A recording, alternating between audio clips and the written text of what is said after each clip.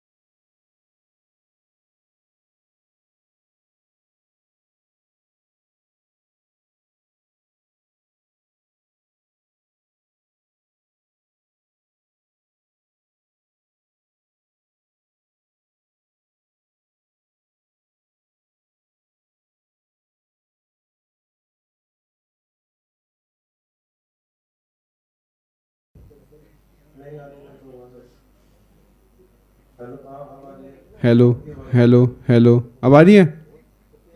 Hello, ठीक ठीक ठीक। हेलो हेलो, आ रही है साउंड? हेलो, हाँ आप, मेरी भी आ रही है। ठीक है ठीक है ठीक है। एक मिनट में बाहर। Hello,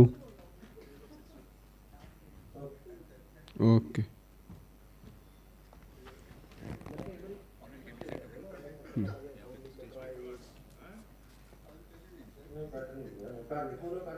hello hello hello hello, सही है ना?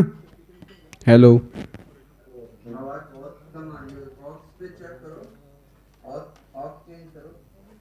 हेलो हेलो हेलो, वहाँ से साउंड बढ़ा के देखो, लैपटॉप के साउंड बढ़ाओ।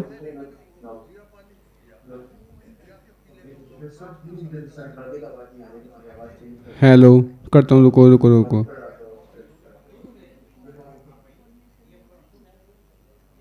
हेलो हेलो हेलो, अब आ रही है? Hello hello hello hello hello hello,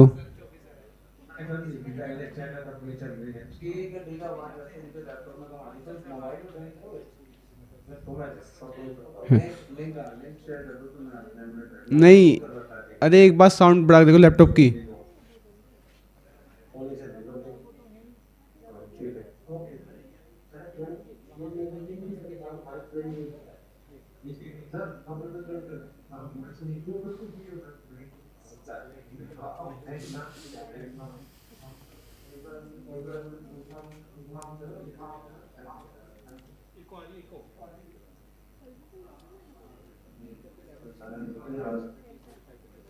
ठीक है, ठीक है,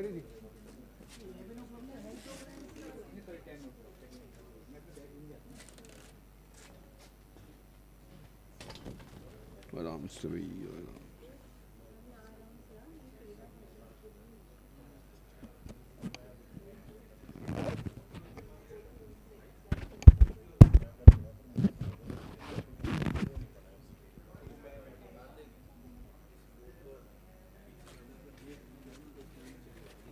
वो तो स्क्रीन वैसे खराब हो रही है, बता देखो स्क्रीन खराब हो रही है।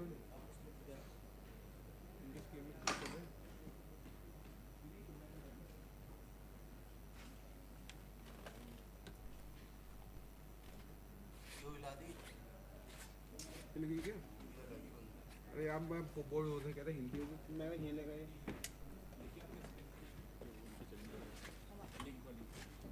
वैसे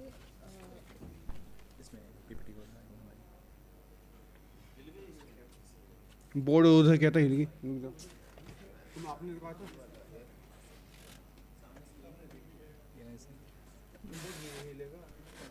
ये फ्रेम तो किसमें लगाऊं बोर्ड जो ना हिले भाई। इनपुट कहाँ से आएगा माइक के लिए? आगे रहे इसको और अंदर कर दे, टेप मार दे। अरे टेप ऑफ ही हिल जाएगा। वो माइक्स कहाँ गए जो यहाँ पड़े? यहाँ से नहीं जाएगी यार, ये बड़ी मुसीबत है। ये हो गया बस, जैसे ये है ना जी। अच्छा एक second, okay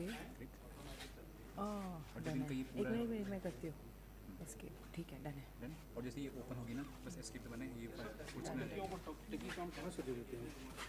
Why is this not visible?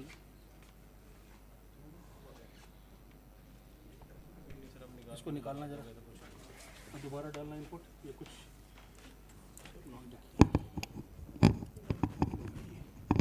Testing नहीं किया इधर रिजल्ट इस साल ना करो ना, इस साल ग्रुप होना ही। एक मिनट हो गया। ऑफ करो एक बार इसको और ऑन करो, switch off and switch on, that is a magic recipe for anything. Remote कहाँ इसका? इसका रिमोट था ना, काम कर रहा है ना, थोड़ा कर। वो तो हमने ऐसे ऑन किया था इसलिए ऑटो ले लो। ये अपन टीवी किससे लाए हैं? वो नहीं टीवी वाला, दिस इज टीवी वाला। उसकी बात में हमारा बंदा नहीं। ठीक है, अभी ऑन करो दोबारा इसको, पावर लगा दिया सर, पावर लगा दिया।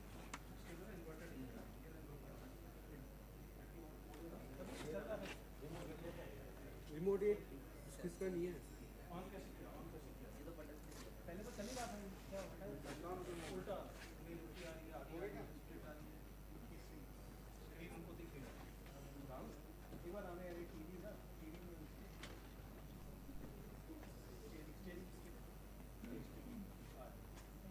इसका मालिक माइक्स का है, तो बार बार माइक क्या पड़ेगा? ये दो है ना सर, ये भाई है, ये माइक लगा के देंगे सारा इंचार्ज। अभी से यहाँ पे माइक पे क्या करेंगे? उसको भाई को कीप दें, यहीं रखो ना, टेबल पे रखो, जब चाहिए होगा तो फिर हम लेफ्ट राइट भागेंगे। वो बोल के बैटरी सही है। आपका नाम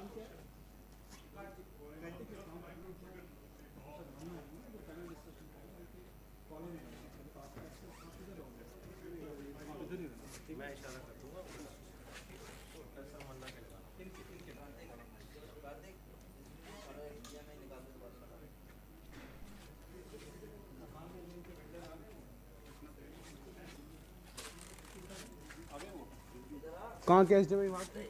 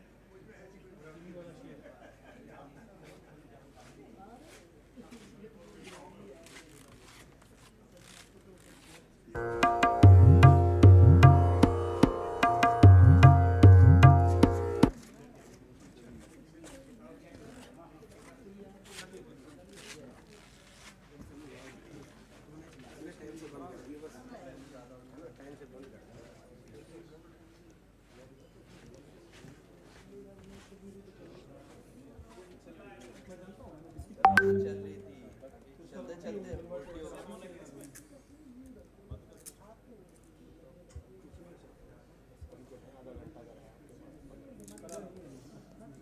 ये बन क्यों है? इसमें ही है। एक मिनट रुक जाओ। ये स्लाइड में भी स्लाइड बना रखी वो कहाँ से हट जाएगी? नहीं, अगर मैंने इस स्लाइड को यहाँ से स्टॉप कर दिया, ठीक है, अब स्लाइड शेयर करनी है बस। शेयर करनी है ना। आपकी स्क्रीन वन शेयर होकर नहीं से आ रहा है, वो ऐसे आएगा, हटने का नहीं। क्या नहीं हटने का, ठीक तो था। वन पहले नहीं आ रहा था। जो वन लिखा हुआ है ऐसे ही नहीं आएगा।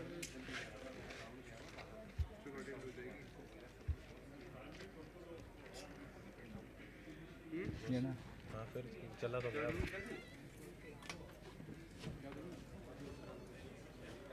उसको मार दे।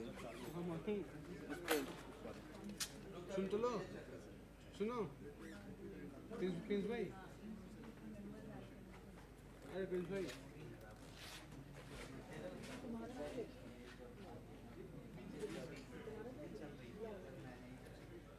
अभी नहीं चला, उससे पहले भी चल रही है।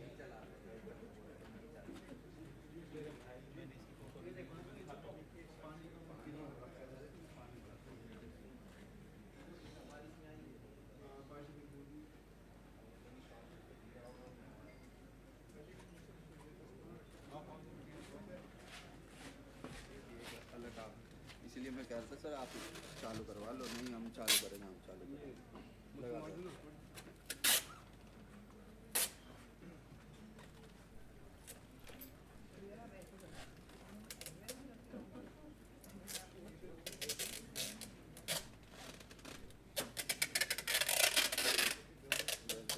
बस ज़्यादा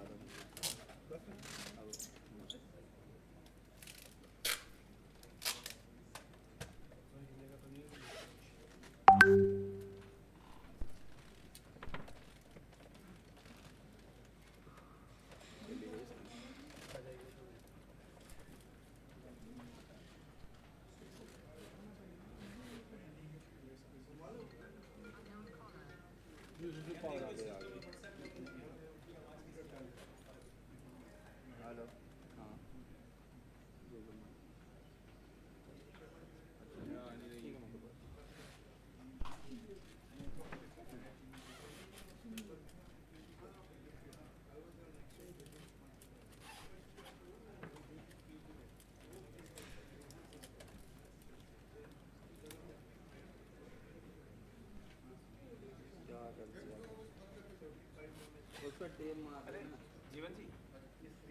हेलो लैपटॉप खोल दो सारा।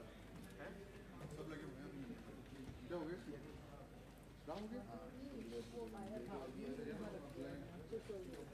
ऊपर जाओ ऊपर जाओ।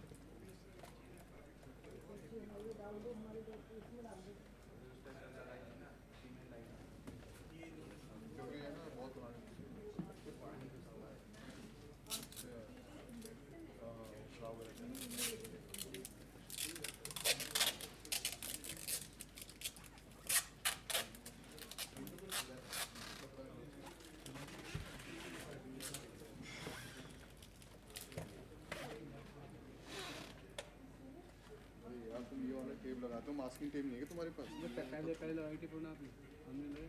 और तुमने कसर छोड़ी नहीं। पहले लगी थी पुराना। अब वो देख हिल तो नहीं रहा।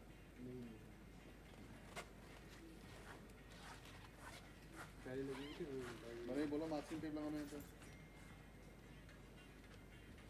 हेलो टेप किसकी? हेलो हाँ जी। क्या काम करेंगे अभी? कौन क्या काम है? जो इंटेंट वाला आज 6 सीमा हो क्या कल आपने? सर एक बार चेक कर लो अपने हिसाब से, कोई कमी लग रही है तो अभी बता दो। ये नेक्स्ट ही नहीं हो रहा, ये कमी है, पहले ये बता। नेक्स्ट नहीं हो रहा, ये पॉइंटर ऑन होगा तो जरूर होगा नेक्स्ट। स्लाइड पे है ना? नेक्स्ट नहीं हो रहा क्योंकि इसकी स्टैंड थी, हैं क्योंकि इसकी स्टैंड थी ना, इसलिए नहीं हो रहा था। भाई वो तो कर तू अब हो रहा है अब। चल कर अब उस पर कर, नॉर्मल लिया पहली वाली पे 20 तब तो नॉर्मल है ना, जगह देखो ना होगी। 20 से नहीं चेक करते यार, पहली दूसरी पे चेक करते। 20 लाने में भी फिर 10 मिनट बर्बाद होते हैं। दे दूसरी दे अब। ये साउंड कहाँ से जा रही है बीच बीच में? ये सर ये साउंड अब जब तुम दबाओगे ना, अगला प्रेस करोगे जब जाएगी। वो नहीं मैं कह रहा। हाँ। यहाँ कहीं व्हाट्सएप खुला है या कुछ खुला है, किस पे आ रही है ये? नहीं वो वैसे नॉर्मल सर वो नॉर्मल जैसे नहीं, फर्स्ट लाइट है ना, WhatsApp की अब तुम sound जीरो। आई थी। व्हाट्सएप की हेलो साउंड होती है सर, वो तो कोई तुम्हारी या किसी का बजा होगा फिर वो। 1 मिनट में देख दो। सर रेंचो लैब का क्या क्या है? एक और है, उसका 3 है शायद, मेरे में खुल ही नहीं रहा वो। रुक जा, उससे क्यों कर चेक करना सर?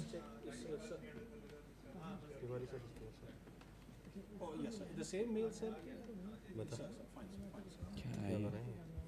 डुप्लीकेट इसका स्टैंड पी ना, मैं तभी वही तो वो देख रहा था उसको। तू भी कलाकारी है। मजे मतलब लगा दे इसको फटा। मिनिमाइज करना अब छोड़। दे आगे चेक करना पड़ता सर, ज्वाइन करने के लिए। सामने 1 पे कर, 1 पे मन पहली स्लाइड पे कर। Yes. You can hear and see me? Yes, sir, we can hear you. Sir, we can hear you. Mike Oh, on yes, sir, we करके can see you also. Mike on करके बोल। Yes, sir. Good. I'll switch off both mic and camera. Fine, sir. But remain connected. Fine, sir. Fine, sir. Thank you. Okay. Thank you, sir. See you all at 10:30. Thank you, sir. Contract नहीं चल रहा यार।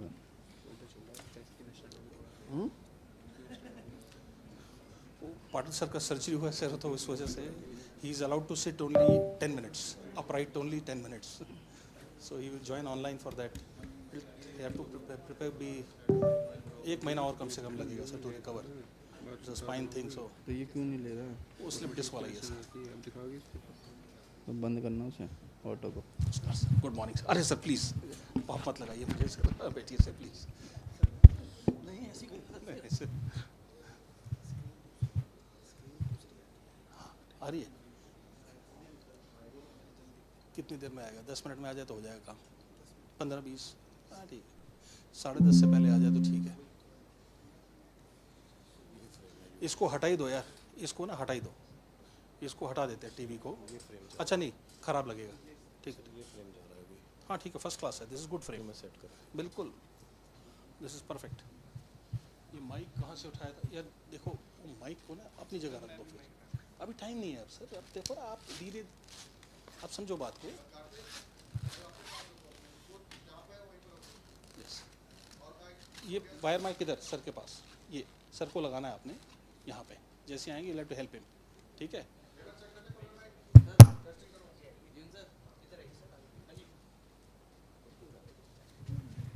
Of कहाँ से होता है? On करना है।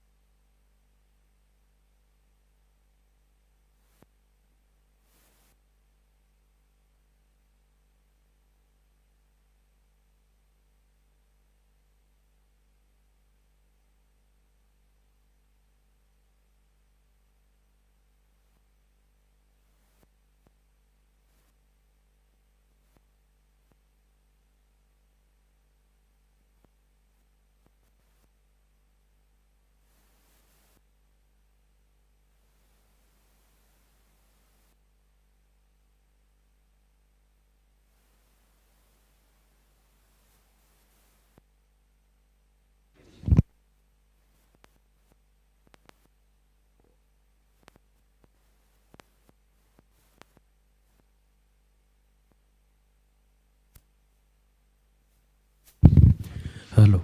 Hello, 1, 2, 3, check. Hello. Hello, mic testing.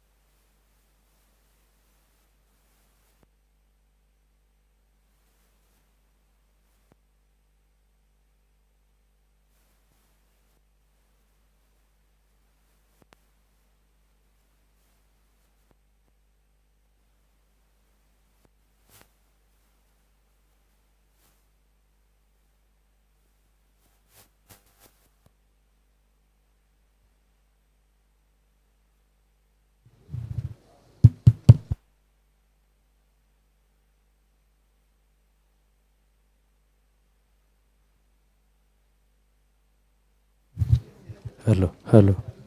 Hello, mic testing. Hello.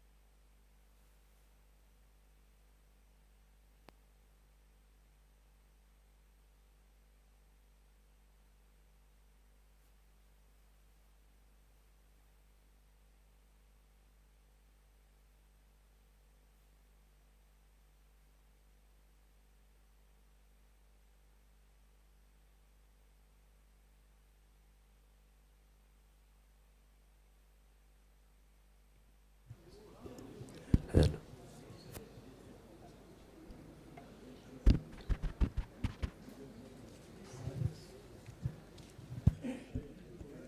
Ladies and gentlemen, a very good morning to all of you.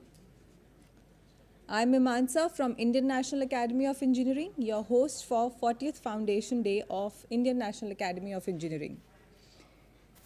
May we request you to please be seated and put your mobiles on the silent mode.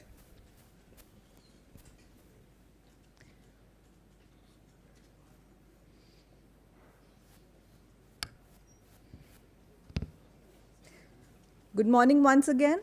On behalf of Mr. J.D. Patil, President, Indian National Academy of Engineering, we extend a very warm welcome to our invited dignitaries, former presidents of INAE, Dr. Sanak Mishra, formerly Managing Director, Rourkela Steel Plant, Director, Steel Authority of India Limited, and Professor Indranil Manna, Vice Chancellor, Birla Institute of Technology, Mesra, former Professor, IIT Kharagpur, and Vice Presidents of INAE, Professor Santanu Chaudhary, Dean and Professor, Vashani School of Advanced Computing, Ashoka University, former Director, IIT Jodhpur, Professor Sanjay Mittal, Department of Aerospace Engineering, IIT Kanpur, Professor Shivaji Chakravarti, Professor Electrical Engineering Department, Jadavpur University, Kolkata, and former Director, NIT Calicut, Mr. Pradeep Chaturvedi, Vice President, World Environmental Foundation, New Delhi, and Dr. S. Somanath, Vikram Sarabhai, Distinguished Professor, ISRO,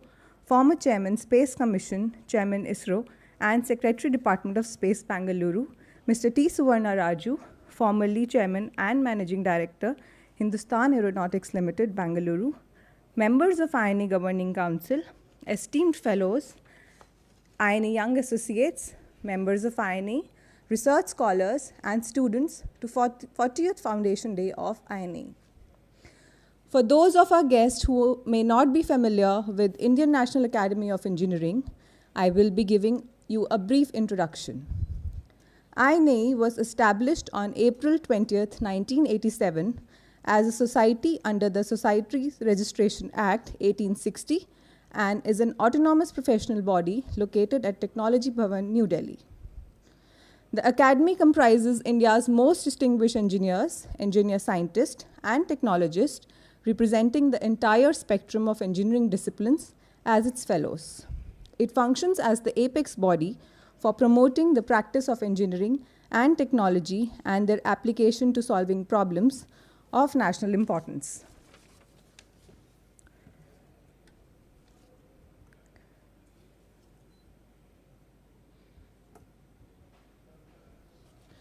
Ladies and gentlemen, allow me to take you through a brief journey of Indian National Academy of Engineering. The seeds of INAE were sown when Professor S.N. Mitra, past president, Institution of Electronics and Telecommunication Engineers, envisioned the need of a unified national body of engineers following the concerns raised by Professor C.S. Jha, Educational Advisor, Department of Education, regarding the absence of single advisory platform for Government of India. With the dedicated efforts of Professor S.N. Mitra and Professor A. Bhattacharya, past president of IE, and their colleagues, the Academy was formally registered on 20th April 1987 under the leadership of founder president Professor Jay Krishna, formerly Vice Chancellor, University of Roorkee.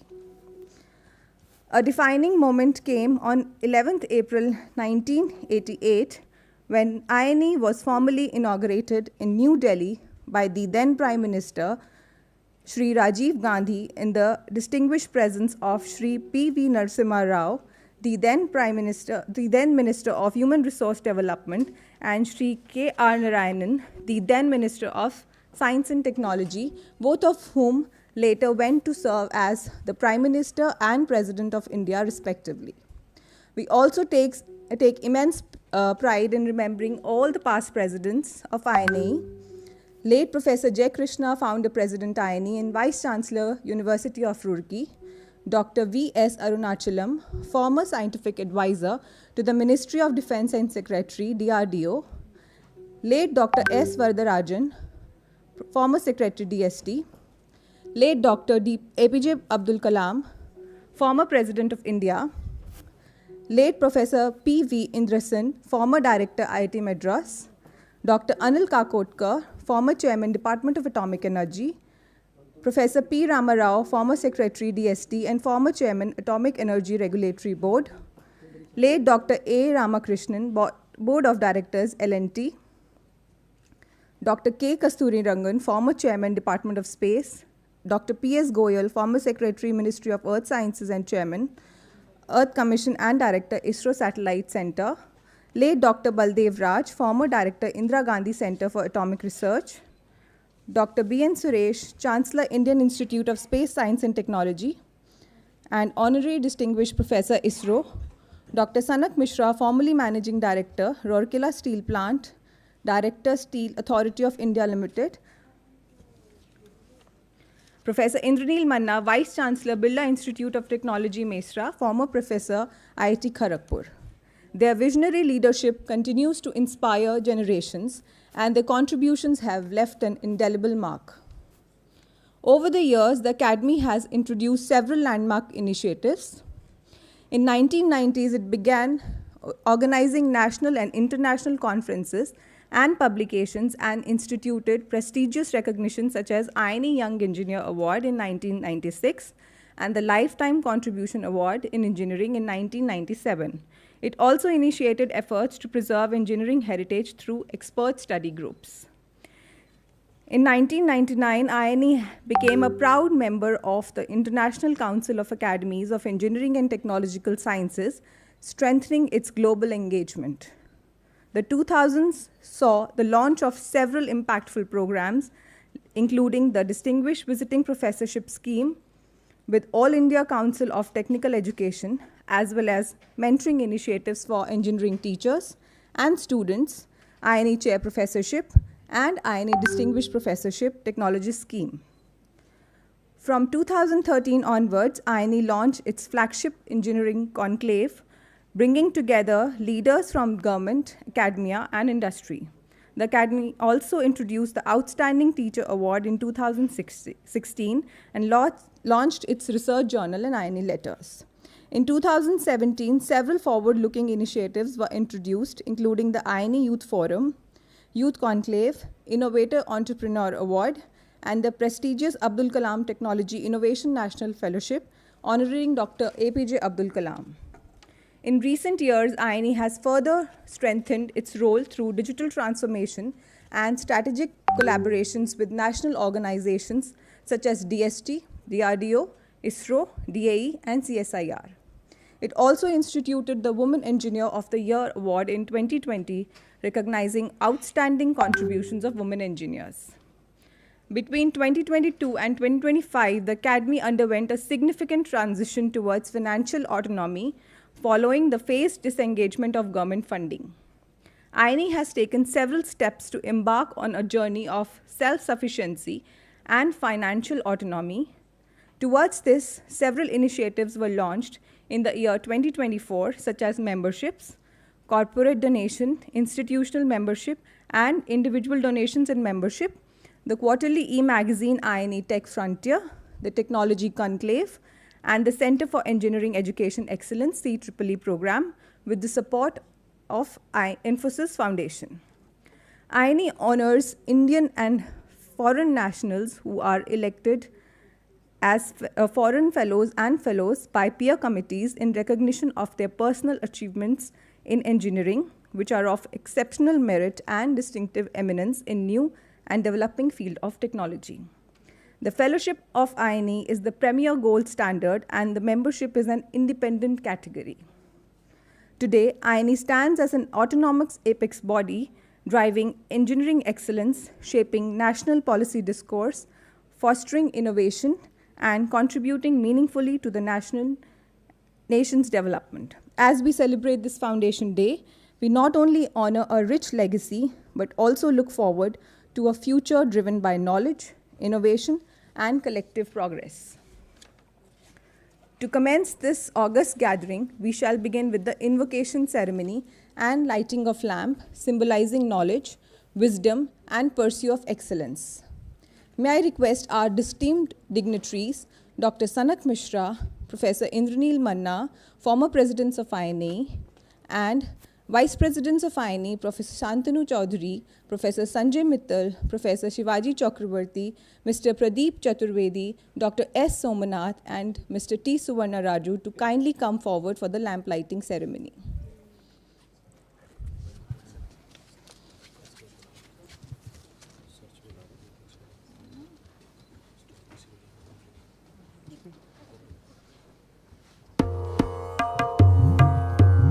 है नमन तुमको जगत जननी शारदे, जगत जननी शारदे, है नमन तुमको। सकल विद्या स्वामिनी तुम, सकल विद्या स्वामिनी तुम, वेद मूरत भगवते, दिव्य वीणा कर सजंकृत, दिव्य वीणा कर सजंकृत, शुद्ध बुध विचार दे, है नमन तुमको।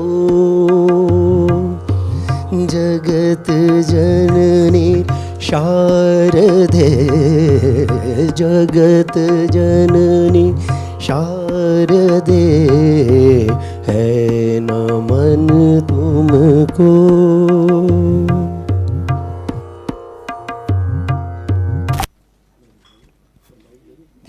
distinguished guests,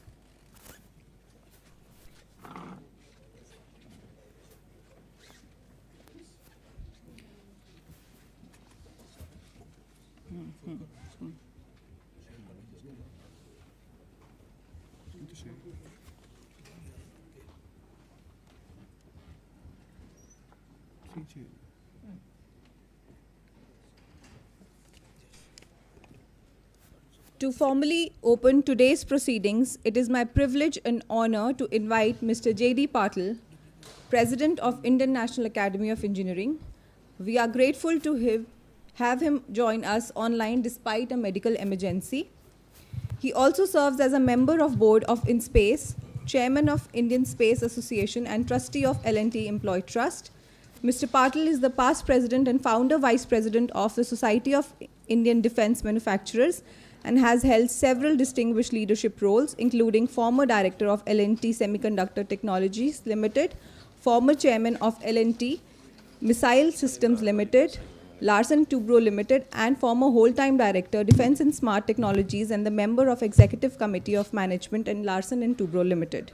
May I now request Mr. Patil to kindly commence the proceedings. Thank you, Miman sir. Are you able to hear me? Yes, sir. You are audible, sir. Right, thank you. Must say that it's my loss entirely not being in the hall today. But of course, doctors and your health sometimes takes a toll. I'm extremely happy for two reasons today. That first, we are completing our 9 years of operations and our 40th birthday that we celebrate today. This is a time to truly acknowledge exceptional contributions of past leadership of INAE, the past presidents, the fellows, for all that they did to reach INAE to this kind of a milestone of crossing 39 years and looking forward to some great times now that we are completely independent and autonomous institution. Just completed our first year of being completely autonomous and financially independent as an organization. It is an opportunity also to salute and pay gratitude to the distinguished, very early fellows of INAE, and this is essentially where we are grateful that the three of those within the first, second year fellows who were part of INAE as fellowship, Mr. Paritosh Tyagi, Professor Prem Krishna, Professor A.C. Datta are in the hall while we felicitate them little later. It is the foundational work by the founding team which was what contributed to where INAE has reached today. And let's remind ourselves that 1987 when INAE was founded, it was thought so important for the nation that the Prime Minister of India actually launched INAE a couple of months after we were founded. And this is the status INAE enjoyed all through. And of course, we are also grateful that for nearly 33, 34 years out of this period, Department of Science and Technology decided to sort of help us out in terms of providing for operating funds. I'm fortunate and grateful also to the whole fellowship and past presidents for entrusting me the opportunity to lead INAE just as the darkest of the clouds with some silver lining were visible, with enormous amount of work that Professor Manna did. My special gratitude to past presidents for time to time guidance and handholding during the existential crisis period that we faced during last 3 to 4 financial years. I'm happy to look back that we completed our first year, that we have been able to during the year reinstate each and every of those special recognition programs of INAE that we were constrained because of financial reasons to pause them and stop being what INAE is known for, to recognize that exceptional talent in India in engineering and also continue working to give right kind of advice to Government of India in terms of where India needs to position in times to come. I must also very, very specifically acknowledge the mountainous, and I repeat that word, mountainous work which the past President Professor Mannar did. As those darkest of the clouds were on the horizon, right above our head, he truly thought through and founded certain amount of mechanisms by which a corpus fund was created. Must also be able to tell everyone present there that today we are little more than two-thirds of our final target for the corpus, and the balance gap in terms of where we truly operate autonomously truly came out of the CEEE program, because besides being exceptional experiment in India, not targeting just the students, but targeting the teaching staff, so that through the teachers who essentially will be able to do something different, the engineering graduates that come out of our educational institutes would be better engineers, and this is needed now that we are very, very clearly marching on our India being that Atmanirbhar, or its self-reliant and a developed nation in another 20 years to come. This is kind of times to, as I said, remember those few statements which all along people have talked of in the history, that the phoenix rises from the ashes, as also when the times are tough, the tough get going. I think kudos to the past leadership of INAE, who essentially saw us, advised us, handheld us to see through some of this darkest of the period of INAE. Must also be extremely happy that we are now out of it.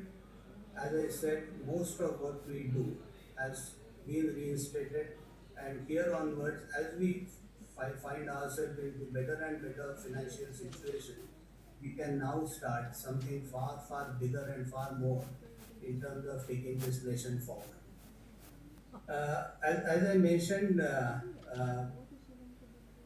India at the rate of 100, coming up exactly 21 years down, is a period every one of us will look forward to be recognized as a fully developed nation. I think the signs of it are already there, and these signs actually will take us down to supporting India in terms of its historic times, because the history will remember what people are doing now, next 20-25 years, in terms of positioning us very differently, and at some point in time to be the second and rather the third largest. We will be much earlier, but probably the second largest economy of the world. INAE has been doing enormous amount of work, and details of that I'm sure Professor Shantanu will take care of. I'll stop at this moment, once again acknowledging everybody's contribution in the past. Also that today, as we celebrate our 40th birthday, the most important few points that we will actually be touching upon is our digital journey, which Professor Ajay Chaudhary will, rather Dr. Ajay Chaudhary will give a talk on reducing or making India far more efficient, is where the multimodal and the logistics starts fitting in, as also the high-speed rail and things like that. As we are seeing, India is putting in typically 11 to 12 lakh crores every year into infrastructure, and all this is to make India far more efficient. Cost of transportation and logistics today is a sizable part of what we transfer within India as well as export. And the target, obviously, with all these major developments, is to cut it down. We need to do it sustainably, and Professor Prem Krishna himself, led by he himself is leading exceptional professionals to take us out of it in terms of advising the government on our sustainable initiatives. What is extremely important at this juncture also before I close is that we spend enormous amount of efforts and energies on critical materials and critical minerals. And there's a lot which is happening, which I'm sure will get touched upon. Besides, of course, a certain amount of new relationships that we're striking off and getting into in terms of growth and sustained kind of a future for INE in doing what it does best, to sort of do it for the sake of engineering professionals, as well as support Government of India in future decision making. Thank you very much. Please uh, excuse me not being able to be physically present. Just underwent a major surgery less than a week back. Thank you so much. Bye. Jai Hind. Thank you, sir.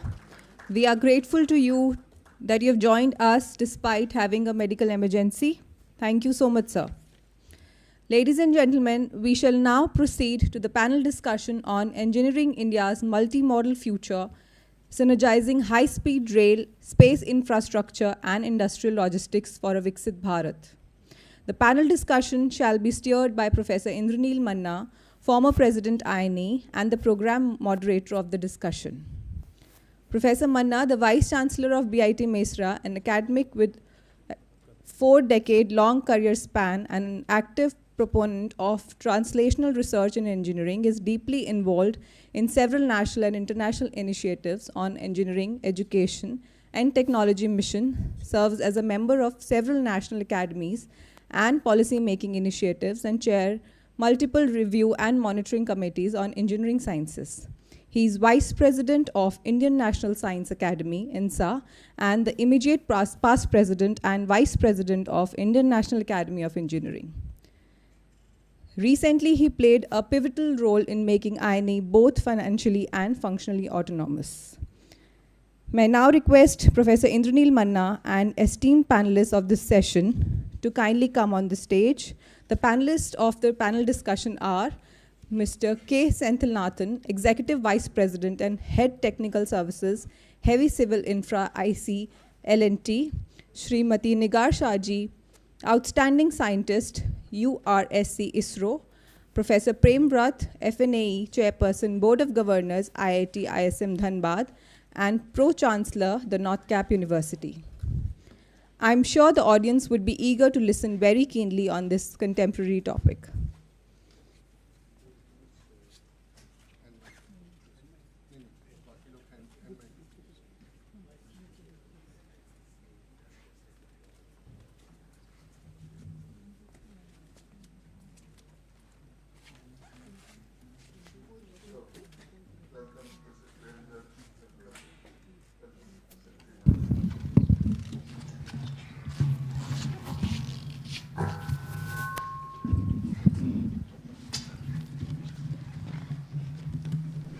Friends, very good morning, and this is really a very important occasion, 40th anniversary of INAE. So first of all, happy birthday to INAE.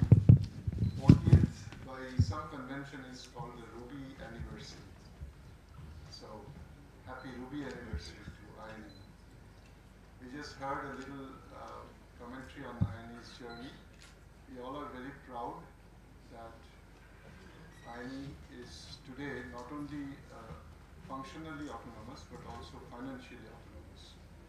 And it took us enormous amount of collective efforts from rank and file, from everybody. And actually Mr. Patil was exaggerating, so it was purely a team effort. By the way, we are very much missing you, Mr. Patil, and we wish you a very speedy recovery. Now, this morning, next 1 hour or so, we would like to devote to the principal theme as the session reads, the title of the session reads, Engineering India's Multimodal Future. So obviously progress and development cannot be a unilateral or like a linear motion. Synergizing various aspects of infrastructure and growth parameters, ultimately aiming to achieve what our Honorable Prime Minister very aptly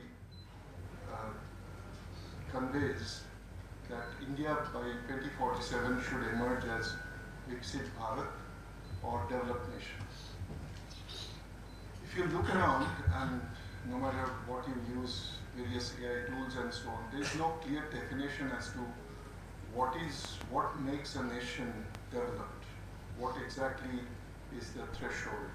So I did some homework and figured out that generally you expect the Human Development Index of a nation should be above 0.8 out of 1. And apart from, of course, the solvency part, the economic growth, infrastructure, health, education, and various other parameters.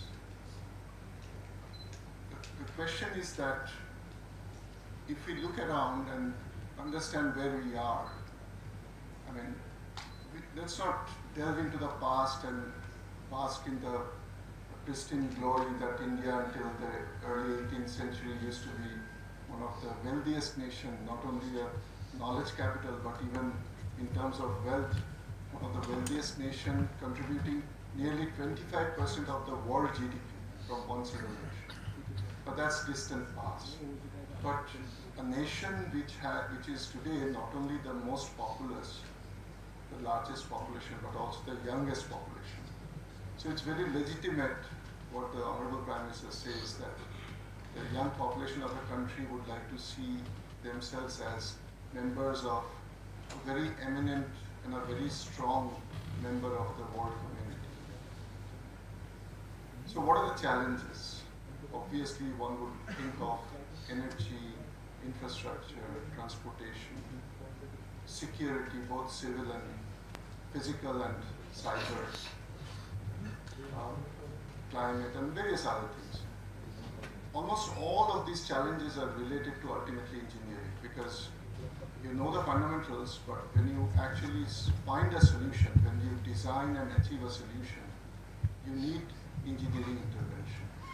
So we are very fortunate today to have three eminent professionals from engineering profession today present and willing to discuss with us very specific agenda. So we have only one lady in the panel, so I would like to first introduce her. And actually, normally I avoid reading line by line, but I just read her short resume and I thought it would be appropriate I read that little description.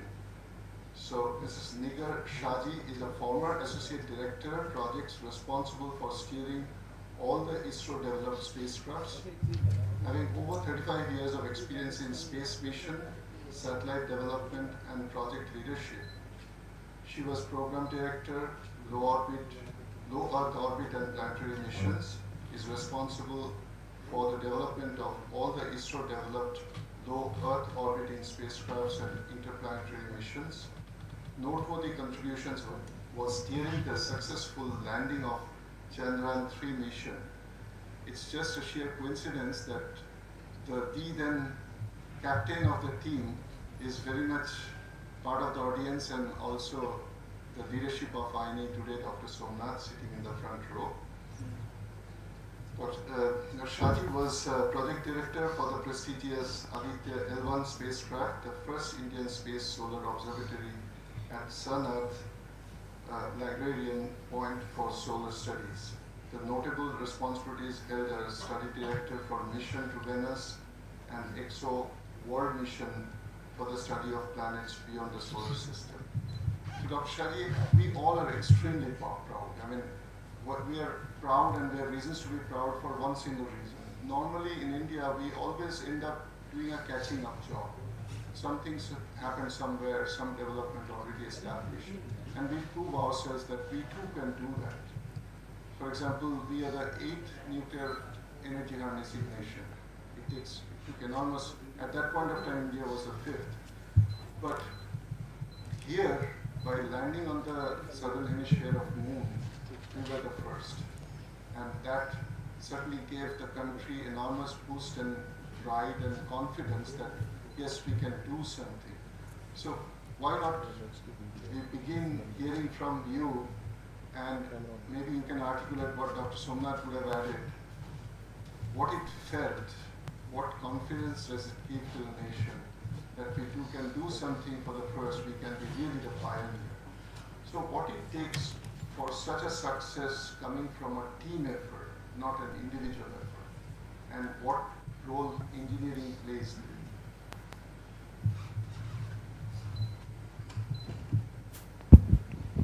Hello. First of all, thank you for the opportunity to be here with all these eminent people on the dais and off the dais. And also, I'm really honored to be talking in front of my former chairman, Dr. S. Somnath. And it's really a honor for me. Actually, as soon as he came, I was telling, actually, he should have been in this place rather than me. But he's the correct person. And also because you were talking about Chandrayaan 3 landing, and the captain is sitting in front of me. But actually, as you said, no, this entirely boosted the confidence of the nation, especially the younger generation. So everyone was because if you see, it was that compared to any other or a movie launch or a cricket match victory, the day of the landing, the people who were witnessing was far, far greater than all these crowds who were watching the cricket matches too. So that was the great, the confidence what we can inculcate and the scientific temperament what we can inculcate in the younger generation was, we are really as a team, because as you told, it's not a single person's achievement or anything. It's a huge team. It is a team of the entire ISRO which made it possible that landing, and we are really proud that we could inculcate scientific temperament and confidence in the younger generation of the nation. In turn, that boost the entire confidence, because the confidence which I feel what was lacking in our country's self-sufficiency or a developed nation is the confidence, because we always feel that as a country whether we will be able to achieve something greater than what US does or what Europe does. So this is one of the incidents which gave us confidence that we can also do it, and that in turn will spill over into the other engineering aspects also. So that way we feel proud that we have given that we could do something for the nation, which is very important, the self-confidence of the nation. So at this point, let me raise an issue that, all of us believe that unlike in science where the solution of an equation could be unique, in engineering the solutions are rarely unique. So when you design a launch vehicle, or when you design a satellite, or when you make a mission to land on the southern hemisphere of the moon, to arrive at the correct decision, I'm sure there must have been enormous amount of journey. And you already mentioned, and we all celebrate the teamwork spirit of ISRO. The question is, how did ISRO really reach to that level? Don't look at Dr. Somnath. Tell us, as a member of the ISRO family, how you felt that what should be the contributions coming from an individual. Everybody has to be self-driven and be very committed to make that contribution, which was crucial. So how can we learn from ISRO and make this habit of teamwork in the entire nation? Yeah, it's first and foremost this, we call it ISRO culture, what you have described as the teamwork, what we do. It's the entire credit should go to our founder,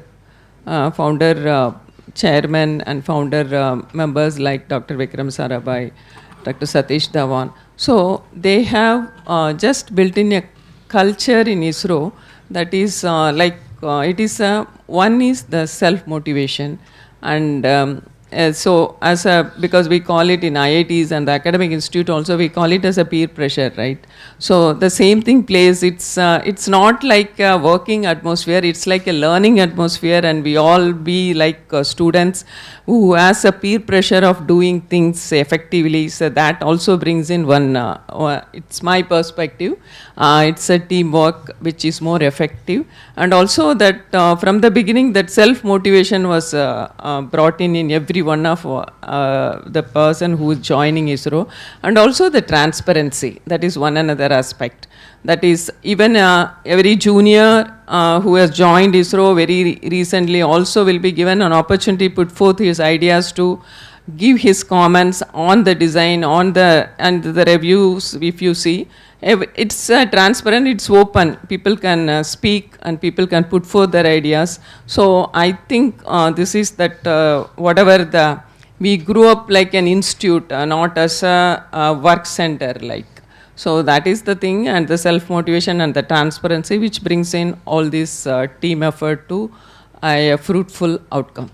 So I think this is a very key element you mentioned, that no matter what your designation is, irrespective of your level, if you have a bright idea, you have the authority to speak out or propose, and then eventually leadership decides. So sort of trying to harness the benefits from every single level, not just a top dictated mission that from the top someone says we have to do exactly this or nothing like that. In fact, I am fortunate to be part of at least watching some of the ISRO proceedings, and I've seen not only the younger ones, the ones who have retired, who are no longer officially part of ISRO, they raise very stringent questions in your review meetings. And so that culture, what you said, is ISRO culture, is really to be learned from. ISRO is also celebrated for another reason, that here is a strategic department which also is earning or raising a huge revenue for the country. And it's not just scientific mission anymore, it is also something which is truly technological and bringing revenue. But anyway, we'll hear more from you, but for the sake of the audience, for the benefit of the audience, I think we must take note of what we heard just now about the so-called ISRO culture, where everybody feels obliged to contribute and every single contribution is respected. So let me move to another aspect. You know, India is a developing nation, and we all would agree that for decades ahead of us, or at least 2 more decades until 2047, we have to build enormous amount of infrastructure and civil infrastructure, if not anything else. Roads, buildings, bridges, stadia, shopping malls, various amenities. Habitat, both low cost as well as very sophisticated modern ones. So we are fortunate to have a very senior leader from L&T, Dr. K. Senthil Nathan. He's fellow of Institute of Structural Engineering, Chartered Structural Engineer, Executive Vice President, Head Technical Services, Heavy Civil Infrastructure of L&T Construction, based in Chennai.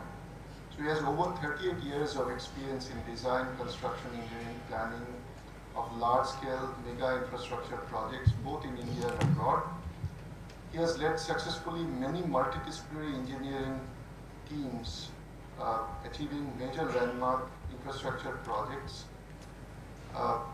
He has excellent knowledge and experience and deep expertise in structural design, construction technologies, specialized construction machineries, particularly for bridges, precast hollow piles, base isolators in buildings, extra doors, bridge, and many other technical terms. I think persons like Vasant Matsagar and Dr. Sahu, they appreciate it better. But the fact remains that India needs to build much more where we are today. So, Dr. Senthil Nathan, from your long experience, you know, the reality is that civil engineering is no longer fancied by the young community. Very unfortunate. the first department that gets filled up, everyone knows what we are talking about. No problem with those. But why is it that we are not able to attract good talent in civil engineering? And I believe that's very important. What is your take? What is the role of civil engineering, not just structural engineering, transportation, environmental, hydrology? So for making India a developed nation, what should be the role of civil engineering? Thank you for the introduction, sir. I am not doctor at all. Thank you for giving me that honor as calling me a doctor today. And I am very happy to be here as an invitee from INAE and privileged to be among the distinguished professionals in this dais. Yes, you touched the main issue of a construction company or a consulting company of civil engineering. We need civil engineers, but unfortunately, the civil engineering is tough job that people have to realize that whatever we do, unless we put our effort, and then only it will come a reality. Why the civil engineering is not getting attracted? As I said, it's not easy profession. The younger generation or the generation what we call Gen Z and other people wanted to be a comfort and they want to work in an air-conditioned environment. And though we are growing, our construction companies are growing at a rate of 8 to 10% year on year, but we are not stopping or we are not scared of these issues. So what we are trying to do, attract diploma holders and guide them or mold them to take higher responsibility. And where we need the postgraduates or graduates, we select them and put a training path by which they can also grow in the ladder. Not only that, we are trying to do a lot of automation, though the last 30, 40 years, there are a lot of mechanization has happened in the construction. So the tough job, what initially the laborers were doing, now it has been being done by most of the machineries. Now, mechanization is not sufficient because to operate machines, we need people. So we are trying to go into automation and robotics and other things. So going forward, I think the civil engineering may be a good, attractive profession. You can see a lot of robots working in construction field, and we are not going to have people for doing the work. Similarly, for supervision also. Now, the major work of an engineer is the supervision. So we'll have some artificial intelligence sort of things that it can check the quality or ensure the quality before it being done. So this is the way what a construction company like L&T is looking at. And if for the example, what we did in the high-speed rail, we took the major part of it, the first package. We had used a drone survey or LiDAR survey as a digital form of it. And we did the mapping, everything.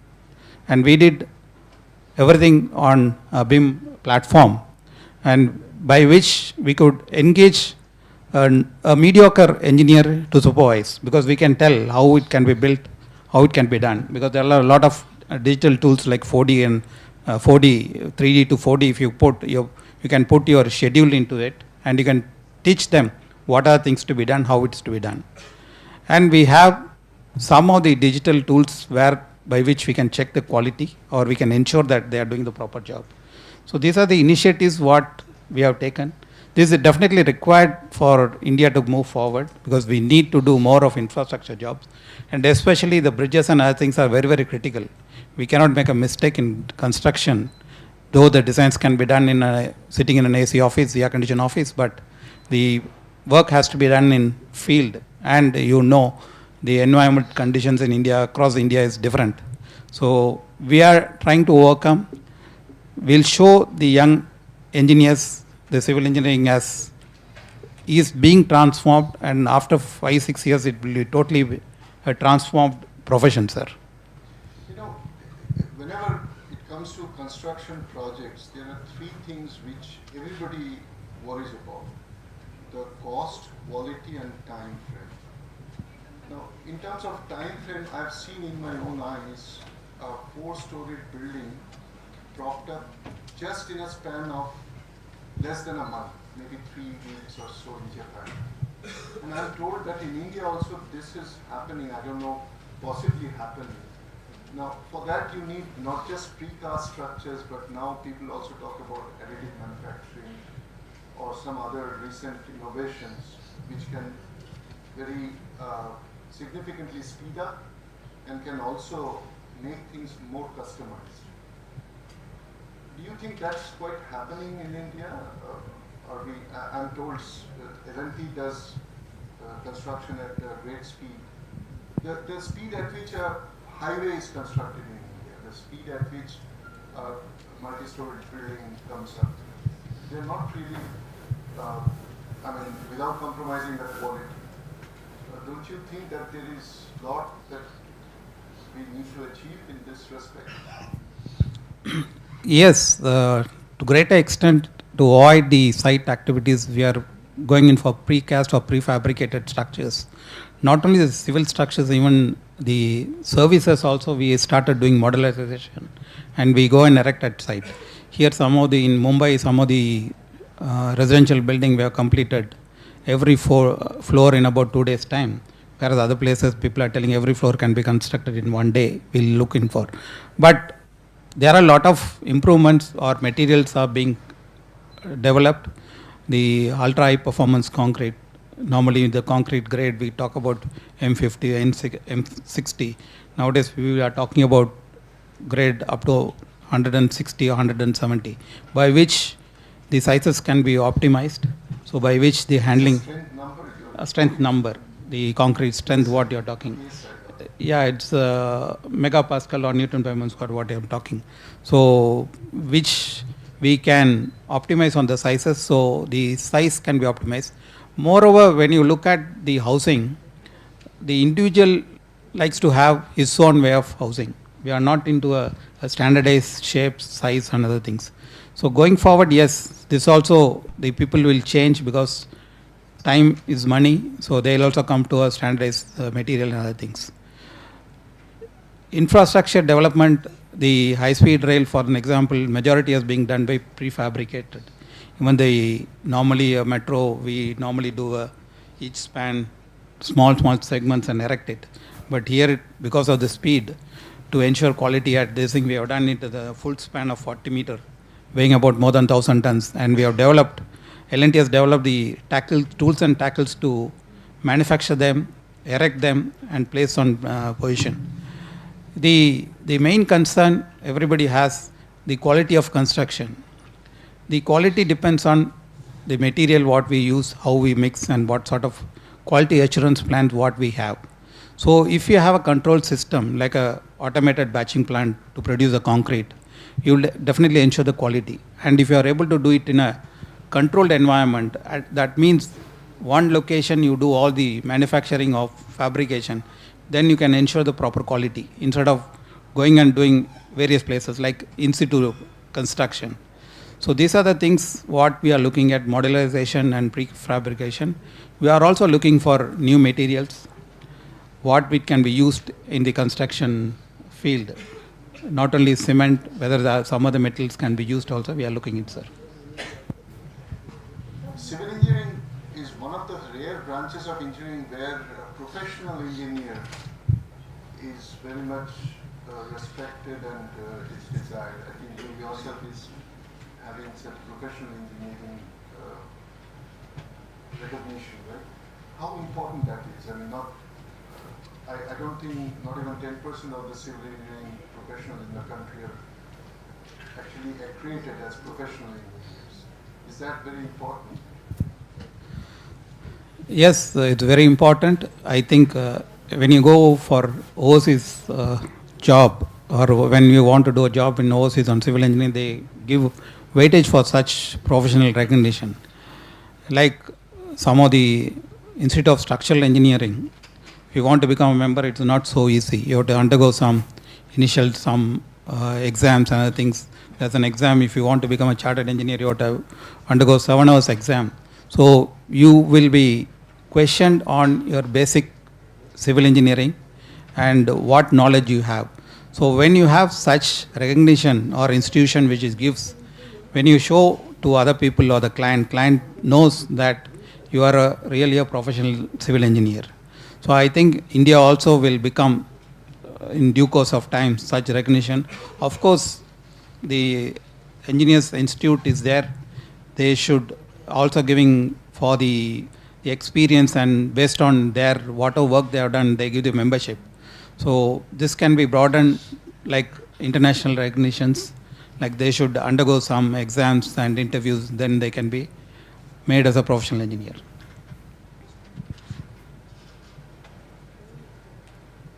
Yeah, so we'll come back to you again, Mr. Satyanathan. Honorary, you want to say something?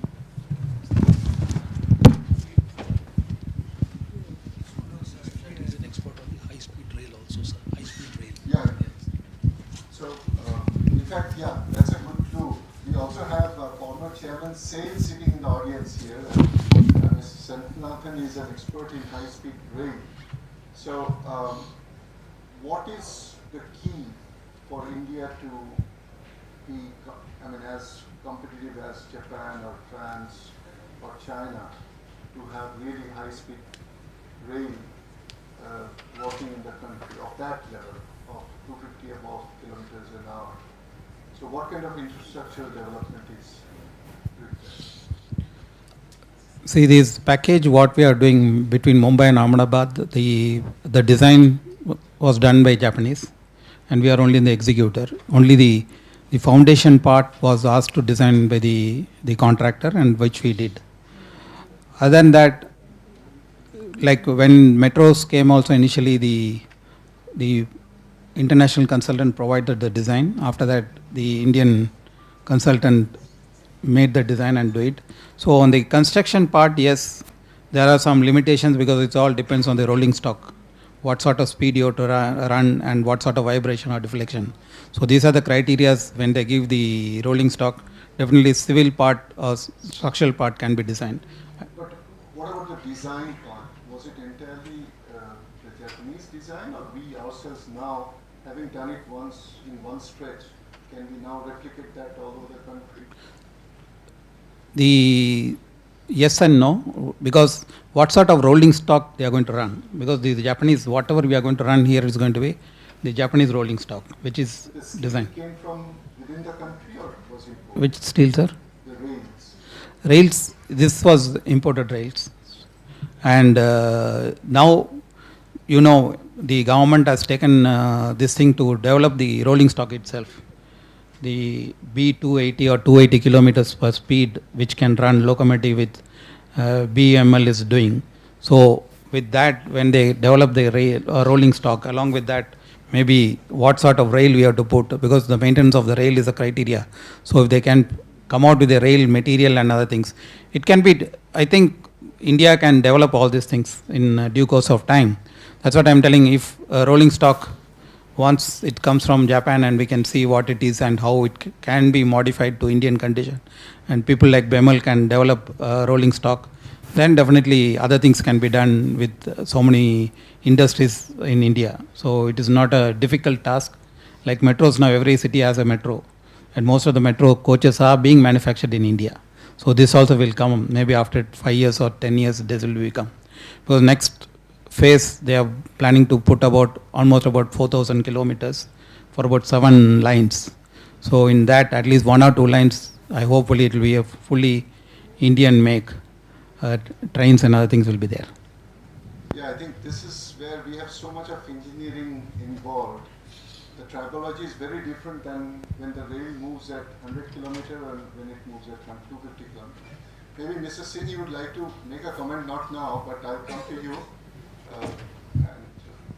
So now let me turn to my right. We have one of the very senior and a very distinguished member of the engineering fraternity in the country, truly a veteran. I mean, of course, I'm not going to read out all his biodata that will consume considerable amount of time. Everybody knows Professor Prem Bhatt. He's currently the chairman, board of governors of IIT ISM Dhanbad. Also was formerly director of IIT Roorkee. He's also the chairman POG of IIIT Kalyani, pro-chancellor and professor of eminence and chief mentor of the Nordcap University, Gurugram, honorary professor at IIT Delhi. He's a thorough IIT product, IIT Kharagpur, IIT Delhi, and he spent almost all his life. But just like me, he decided to step out of the IIT circle and now has been a part of a private university for the last 15 years. He also was the founding director of IIT Roorkee, director officiating IIT Delhi, and so on and so forth. That long, but to his credit, he has guided more than 50 PhD theses, has been in the profession for nearly 60 years now, and 65, a lot of projects, theses, and so on. Over 500 publications. So, Professor Prem Bhatt, you would like to, before you go, I suppose you are going to make a presentation. I actually had thought that way, since I didn't know the way of, I made PowerPoint presentations, but given the kind of, I think it's freewheeling discussion. I'd like to skip that PPT and would like to fall in line with what you. So then I would like to pose a very important question that the nation is very keen to achieve: excellence and higher level of competence in manufacturing. This is where, again, from Niti Aayog to the Prime Minister and so on, we always aspire to reach 30% of the GDP coming from manufacturing. Right now, it may be an issue of debate. Some people claim that it's 50%, some claim it's 80% and so on. But certainly not to the extent where we can compare ourselves with the Republic of Korea or the likes of China and Japan and several other nations. But India was very, very eminent in terms of manufacturing, particularly not necessarily. So post-industrial revolution, India's record in manufacturing started declining. But we as a nation cannot continue forever to depend more than 50% of the revenue, 50% of the GDP coming from the circuit branches. Nothing against circuit branches, but only from IT and services, finance, 51% of the GDP coming is not a good news forever.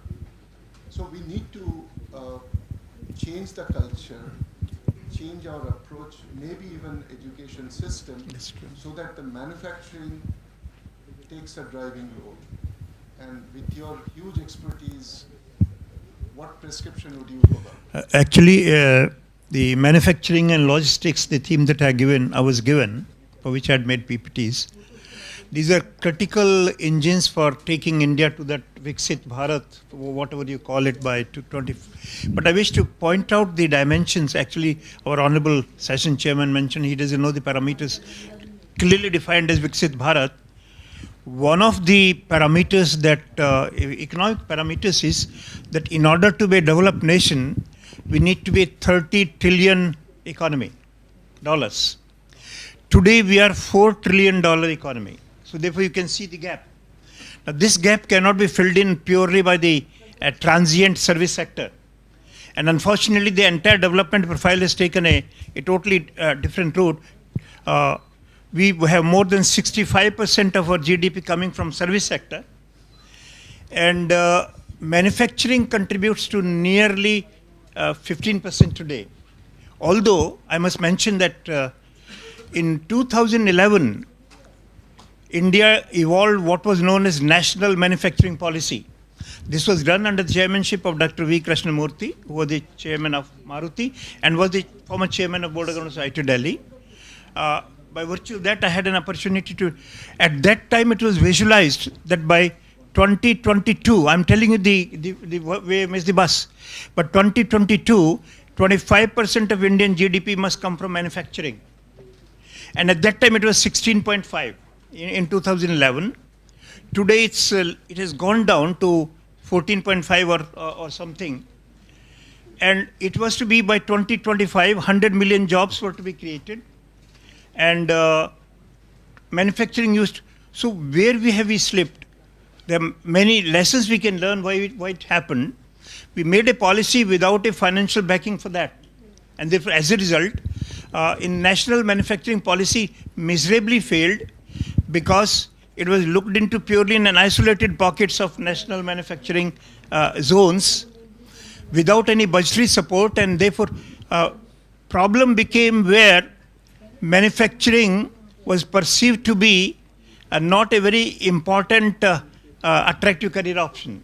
For example, many engineering institutions, including IITs, have downplayed the role of manufacturing and production engineering. I remember there was a time when manufacturing and production engineering in IIT Kharagpur used to be one of the top sought out profession. So therefore, even engineering institutions and private sector in engineering education have miserably let us down by only focusing on cash crop, computer science and all its variants, and hardly any institution. So unless you understand that, if you really want to have a 30 trillion economy, there is no way other than revise your policies on wealth generating policies rather than wealth distributing. A service sector only does wealth management. It doesn't create wealth. Only manufacturing, and it's a very paradoxical thing, manufacturing, agriculture, and maybe intellectual wealth through R&D. These are the only three sectors which generate wealth. And unfortunately, our focus in terms of budgetary support and focus in all the three sectors is very, very is a cause for concern. We have therefore not focused on what we require is first and foremost a focus that you really want to achieve. Otherwise, as national manufacturing policy failed literally from 16.5%, then it is now 14.5, which is supposed to be 25%. There are claims, actually this is where we also get a little confused. There are claims in published literature and authenticated websites that the current level of India's contribution to GDP is over 18%. Now the question is not 15 or 18, the question is 30%. Yeah, true. Actually, it was to be 25% in 2022. We are in 26. By now, it should have already been nearing 30%, because I believe that unless we focus on wealth generation, and manufacturing does, in the only sector where you generate wealth. Agriculture, of course, is part, and therefore, how do we do it? First, we need to recognize that this slogan of being a developed nation by 2047 would almost make the same fate as national manufacturing policy, where instead of 25% in 22, we are 14.5% or what, even if you take 18%. So what we need to do, look at the prioritization of our investment in even in education. There is a tremendous shortage of skill sets in manufacturing engineering. The manufacturing processes themselves have undergone a sea change. The conventional manufacturing technologies are almost getting outdated.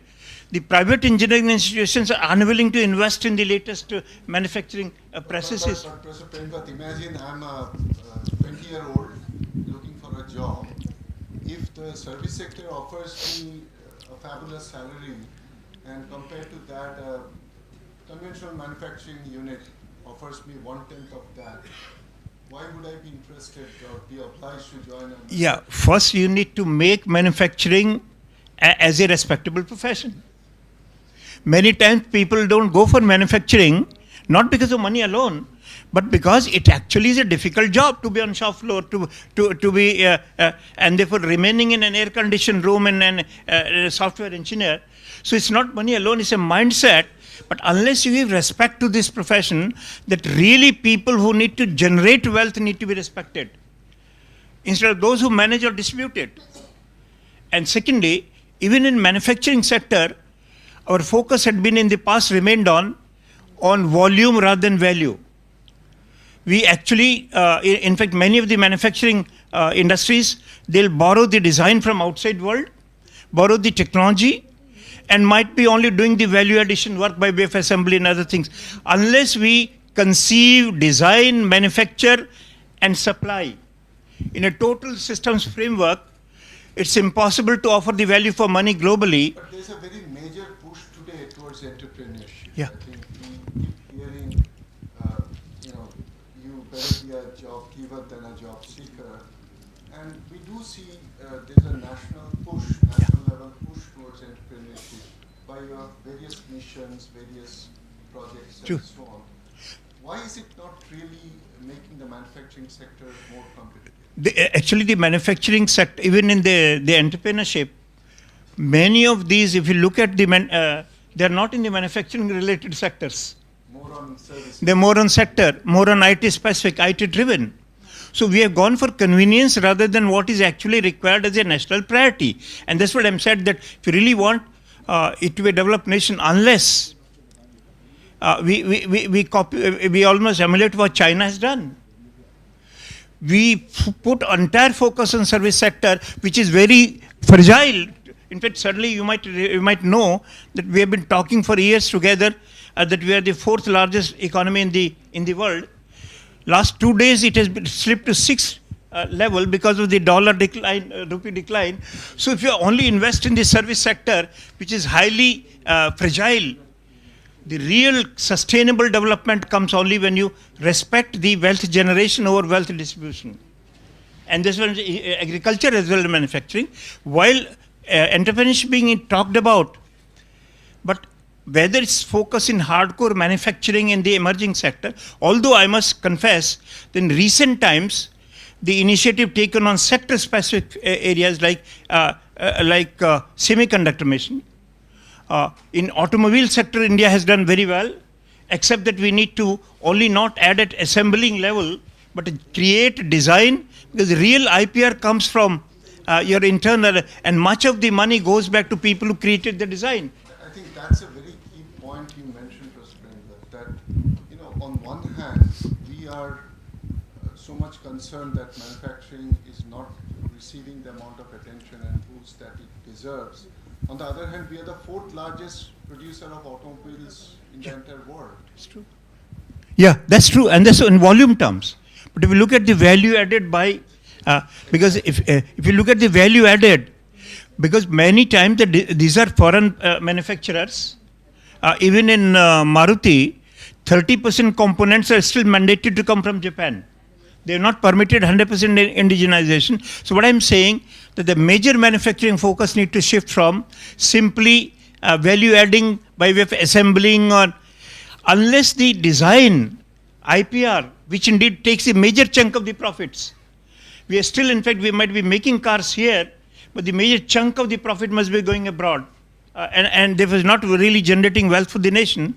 So even manufacturing needs to look at it as a holistic framework, conceive the idea, design so that you retain the IPR, manufacture at the quality by give value. How does value come?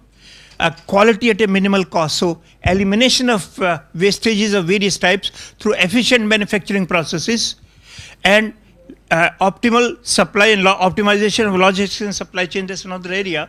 So we have to look at manufacturing and logistics together rather than only focusing on logistics. In recent times, in 2022, country did develop a policy called NLP, National Logistics Policy. And I'm happy that on that count, we are doing very well, which we're doing about 16.5% of our GDP was spent in logistics cost.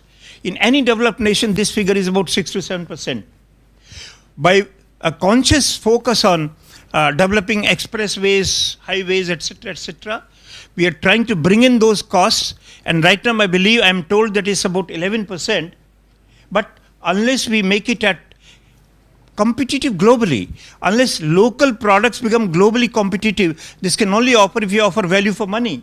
That means all the hidden costs, delays, inventories, and inefficiencies have to be knocked out. And unfortunately, we require first the willpower to do so, the clear priorities at the national level to focus on wealth generation, and then provide all the budgetary support and the support to the educational institutions to make teaching, learning and research in manufacturing as a respectable profession, which indeed needs to be done. You mentioned about very important sectors, but let me pose another question here.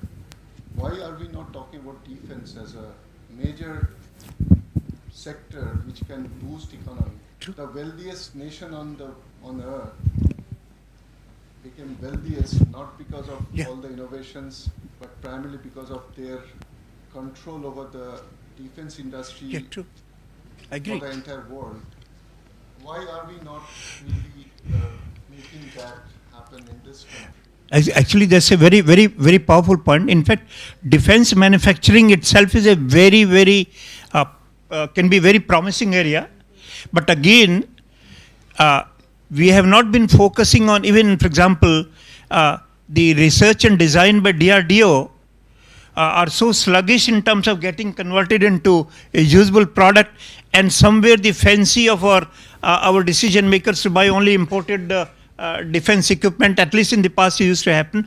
So to me, defense production can be extremely vital sector. To me, it's a part of manufacturing, except that we are manufacturing for a given sector.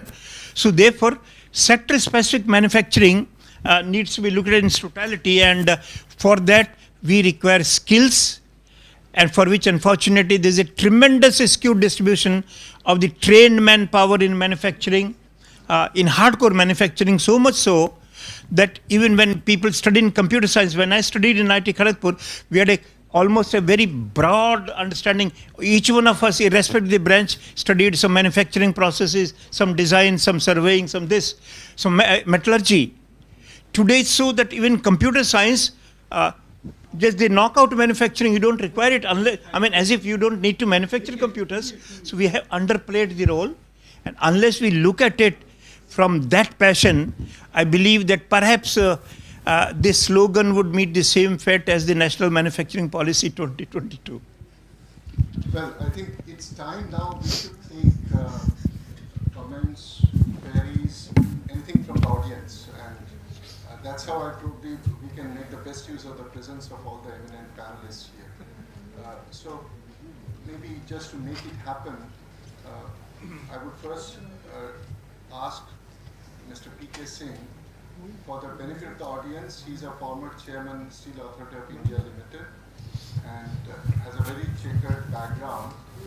So, Mr. Singh, we just heard the need for high strength, high formable steel, not just for the high-speed train, railway tracks, but for many other applications, including defense applications. When I was an undergraduate student, we used to hear that India should produce 300 million tons of steel. Even today, we are at about 1/3 of that, 125 million tons, or maybe somewhere I read even 150 million tons. Whatever it is, the point is that we are nowhere to the target that we set many, many years ago. That's about the volume. The other part is the quality. So you led the biggest steel manufacturing sector in the country. What really is the reason? How we can bridge? Thank you, Dr. Manna. It's a very, very broad subject.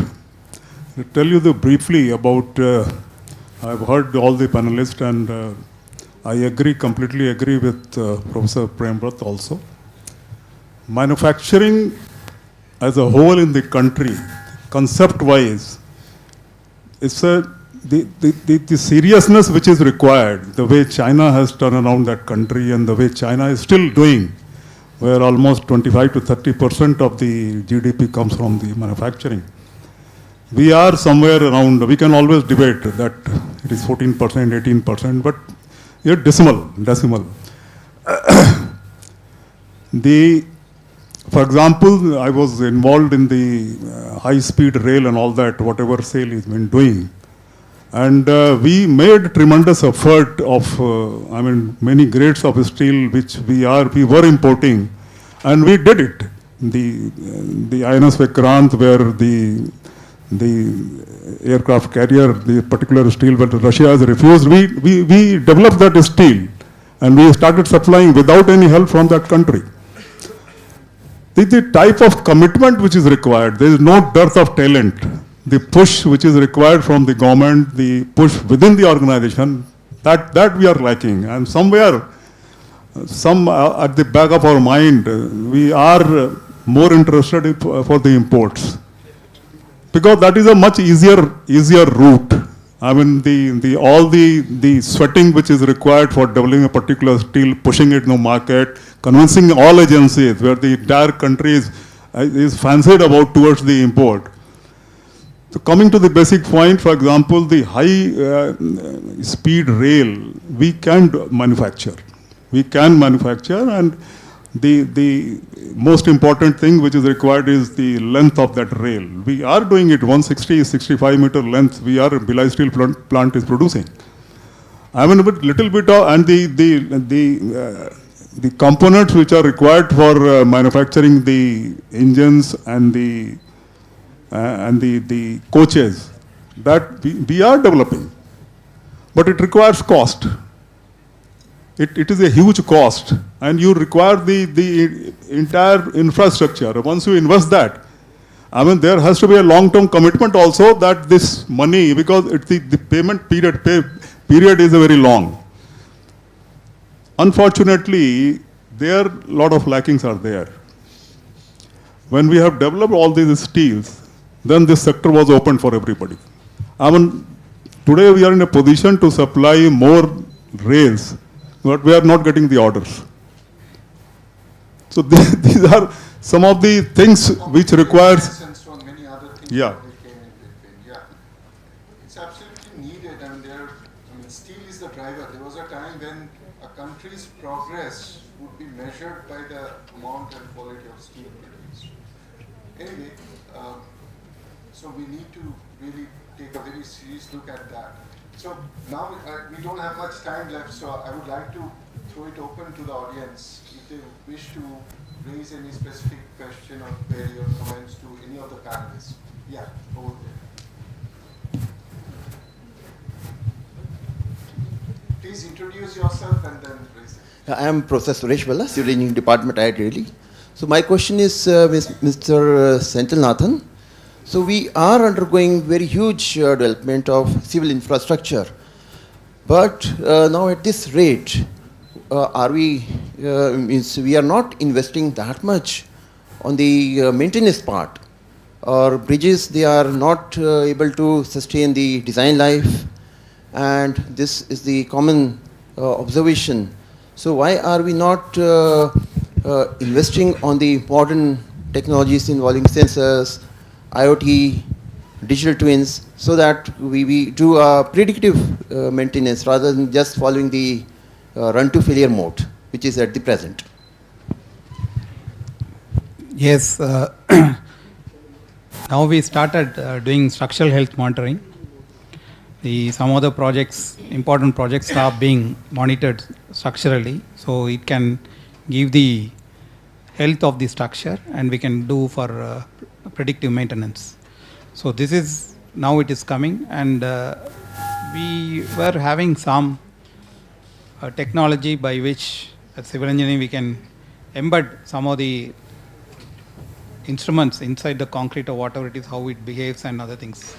So this is catching up now, and maybe the new infrastructure projects, it will be made compulsory to have this as part of it. And we have to find the person who can have the knowledge of predicting it. Though in high-speed rail, the Japanese wanted so many instrumentation to be done in the piles, but we lack that knowledge here in-house. So we have to develop parallelly. We have to associate with institutes, and we have to see how we can do the structural health monitoring and other things. We can do it. Definitely is going to be there, order of the day, coming in maybe another 5-6 years. Yes, it is going to be a compulsion from the government side. Okay, yeah, Dr. Sonia. Okay, I fully endorse what Professor Premwarth just mentioned about manufacturing sector. So if you look at the sector, there are many issues which we see from my experience in ISRO point of view. primarily on the skill sets that are required here, specifically in terms of tooling design. There is acute shortage of people, acute shortage of people, and how do you really create capacity in this in terms of tooling design? For example, a manufacturing process requires a lot of tooling concepts. So training institutes which are there to help in building tooling design is one of the important issue which we are seeing. Second, of course, is what just mentioned about the underutilization of the capacity that if you create in advanced material is a serious issue. One of the issues that we faced in ISRO is that if, okay, there are capacity, they're ready to do that, but the investment is very high. And if you put that investment in some plant and it produces the entire requirement in just 1 month, 11 months, there is no work for them. So none of the facilities or infrastructure which there in the country who are willing to put up that type of facility are not interested. We have problems in that in aluminum alloys. For example, the entire aluminum thin sheets which are required for space program is imported, whereas thicker are still made in India. We have no issue with alloying, making ingots, but converting them to sheets and high quality aerospace products is simply because investment lacking and not because there is no knowledge or skill. Unless we become an export oriented manufacturing, there is no sustenance of it. That's a very important point. We have to be competitive with the rest of the world. Yeah. I can quote one example. I started my career in Mishra Dhatu Nigam. In the mid-80s, India was able to produce margin steel of international quality, but not cost competitive. Correct. And this is where we should have really focused so that we actually, and that was the time, I don't want to mention, one of our neighboring country was caught in US trying to smuggle marine steel out of US. Anyway, marine steel is a good story that we can always be proud of, that we are able to alloy it and produce it in size. And we are consuming, we are not importing it now. But there again, another issue is again, look at the carbon fiber. It's no question of capacity here. It's all capacity to produce high quality is still there. Nobody is putting the money up front to do this because the utility is so less in this country. We need to look at export market. This is another case of this. Similarly, there is yet another issue which is happening in terms of materials is about alloying elements. Though we talk about high strength alloys, the alloying elements which are required for it is coming from somewhere. Okay, so that we are fully dependent on it. There is no effort or rather a subsidizer or government program to create that capacity in the industry. It's not happening. We are happy importing and the price variation is so high that ultimately the alloys are costing very, very high compared to what you are importing. So that is why everybody is happy importing because it is at a lower price than what you are able to produce here. Because the constituents are much higher cost than all the value addition, it doesn't add value. So that means it's not because that we do not have those alloys. We are not putting pilot plants or allowing those type of work to happen in the country to produce it at scale. Though labs are producing them, but not in scale. So I think one of the point I want to summarize is that there must be like what the chip manufacturing ecosystem now we are created by incentivizing. We need to incentivize it because unless government comes into some of these core areas to support and create as capacity, don't look at the profit or otherwise, because unless you have that ability, anytime we can be chalked. I think this has been raised again and again and again with governments. I think there is no visibility that it is getting solved. I think we need to figure it out. Any other question? Yeah, Dr. Mishra. I think this is a very good, the deliberation is very good because about manufacturing. One of the, of course, it has been pointed out, I think one of the factors is that manufacturing, needs very heavy investment, and the paybacks, is only 15% at the best. So it takes a long time to get the money back. The fact is also that in the last 20 years, since the turn of the century, India has become what I call a Indian education has become service-oriented education, and even the NEP has failed actually to recognize that, the national education policy. There is no product orientation in our curriculum. The whole curriculum in India is designed to be of superior quality, but to serve what purpose? A superior quality education, same standard as MIT or whatever it is, Caltech or whatever, is essential, but I think that cannot be the only focus because we are a large nation with a large population. And we need to make products ourselves. We need to create, as he said, Professor Premwat said, we need to learn design capability in our engineering colleges, which is totally lacking. There is no capability of engineers coming out of the BTech degree. Their design capability is not very good. We need to teach those capabilities into the engineer. We need to instill those engineering capabilities into our curriculum. Actually, we haven't done that. And what Professor Manna said also is very true. A graduate, he says, if I take IT, which is softer job actually, if you look at it in a long-term basis, I get double the salary of the man who is doing not only civil engineering, but even electrical engineering. Graduates today, they don't get jobs today at a competitive price. That can only change if manufacturing picks up. And the manufacturing sector makes more money or more profit or whatever, more revenue, to be able to pay them more, which is not happening. But I think they basically, it needs not only a change in the way we educate our BTech students. I think that's not happening. With NEP, that didn't happen.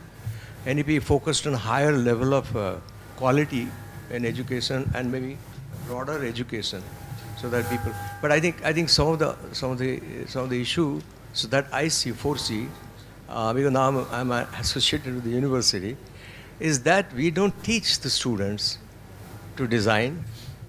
We don't encourage the student to build a prototype as a project. The emphasis on doing a project is simply to write a paper. To strengthen your argument, Dr. Mishra, let me share a fact. If this country has 3,000 engineering colleges governed by AICTE, every one of them will have one department at least, that's computer science and engineering. No complaint about that. But not even 10 departments exist in the area of metallurgical engineering, in the private sector, not even one. So where will manufacturing happen?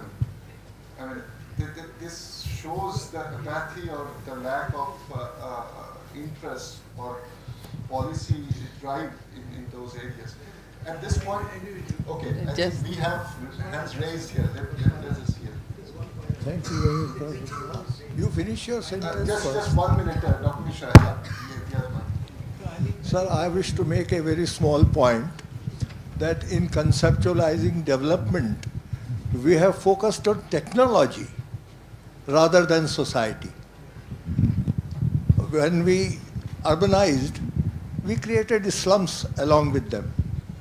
When we improved irrigation, we call depletion of groundwater causing so much of it. We have water supply all over the country. Nowhere you can drink from the tap. So we have ROs and other things at our house. But these are policy issues, right? I mean, this is where you're saying that. But we are here also to influence policy issues. No, obviously, I agree. I certainly agree. I mean, at this point, Shivaji wanted to raise a point. Let's be quick. We are running out of time. Yeah.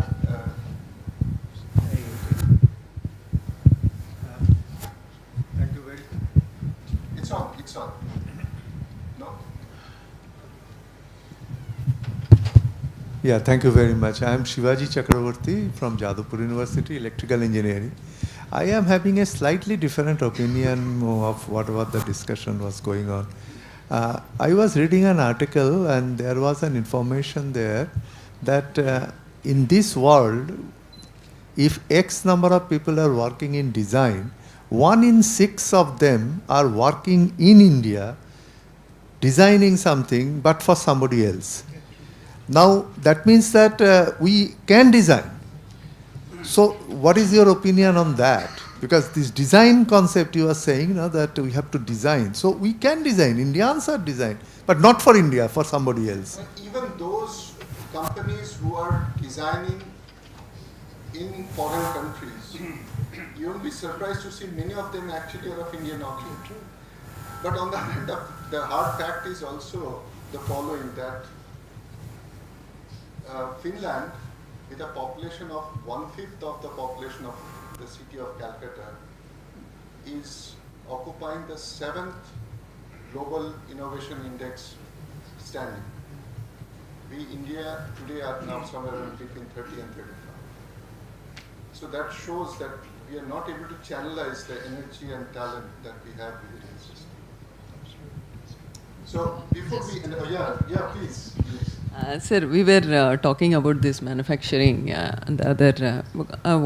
How I feel is because there is a large gap. Unless we make our local product, as he said, it's a global market. There is no survival for us. But we also can, because these are all little older sciences, which because the reason that quantum and because government is also taking initiative in the quantum as well as AI and ML, so that at least these are all little gaps or it's all developing so that we can concentrate more on such areas so that we can catch up fast with those technologies. And in addition to that, parallelly we can concentrate on this manufacturing and making it global. That may be a better approach, I feel. For technological self-reliance, there is no escape from the fact that you need both design or the virtual aspect and the real aspect. And the real aspect is the hardware. And the hardware has to have a huge backing from the manufacturing sector. Before we end, I feel obliged to share with the audience an experience which INAE gathered in the last few years.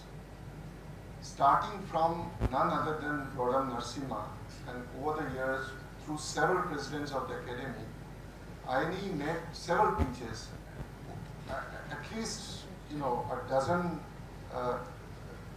representations to the government, including the Aviation Ministry, Science and Technology Ministry, that India should produce its own set of RTAs, regional transport aircrafts. And for that, we pleaded with the government saying that there is a government department which is sitting with 80 crore to create a detailed project report and take up a few trials, create a prototype and go up to a few trials. For at least 5-6 years, I myself was part of those delegations, number of occasions, but I mean, somehow we weren't able to impress with the government that we must make an effort and no success is sustainable without failures. If we tend to believe that we make a plan, give a budget allocation, and very next year there will be all success stories around, that never happens. No country has ever reached to that level. So we need persistence, and also for technological development, it doesn't come out of the blue. If you have to really encourage innovation, then there has to be a lot of investment on research, not for only publication, research for ultimate technological development. The numerator remains the same, 0.64% of the GDP. The population has gone to over 1.4 billion. The numerator has enormously increased. So per capita, the amount of investment we are seeing for innovation is actually decreasing. Yes.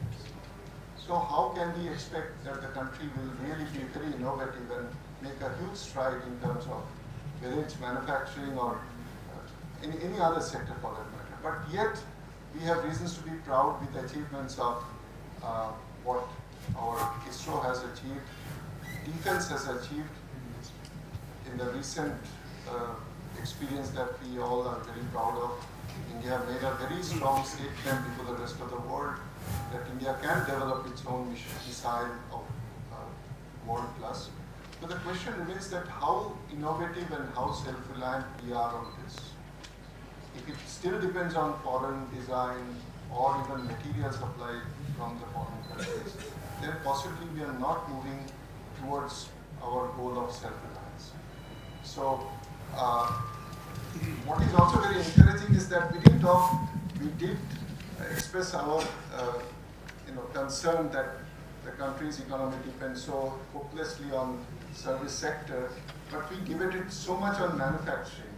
I personally feel that was a very good indication that we all agree that the country really needs a lot of engineering solution, a lot of emphasis on hardcore engineering, and then only we can be someday a developed nation, Viksit Bharat.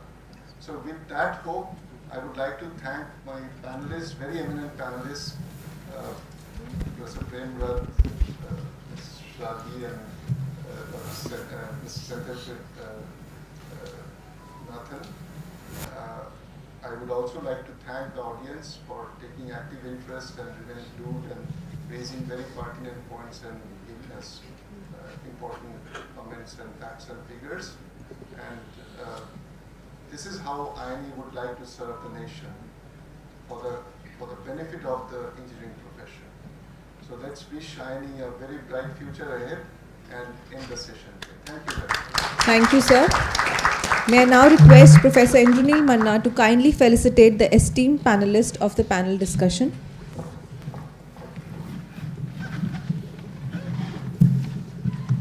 So, you are only very good for the panelists to begin with. Thank you very much.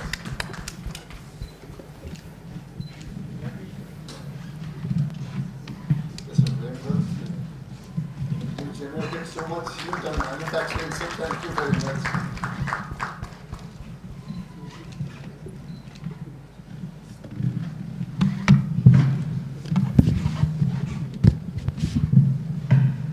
Thank you very much.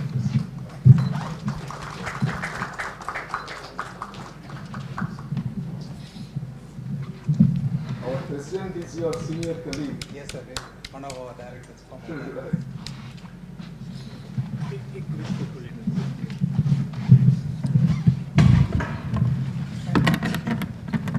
Yeah, done. Thank you.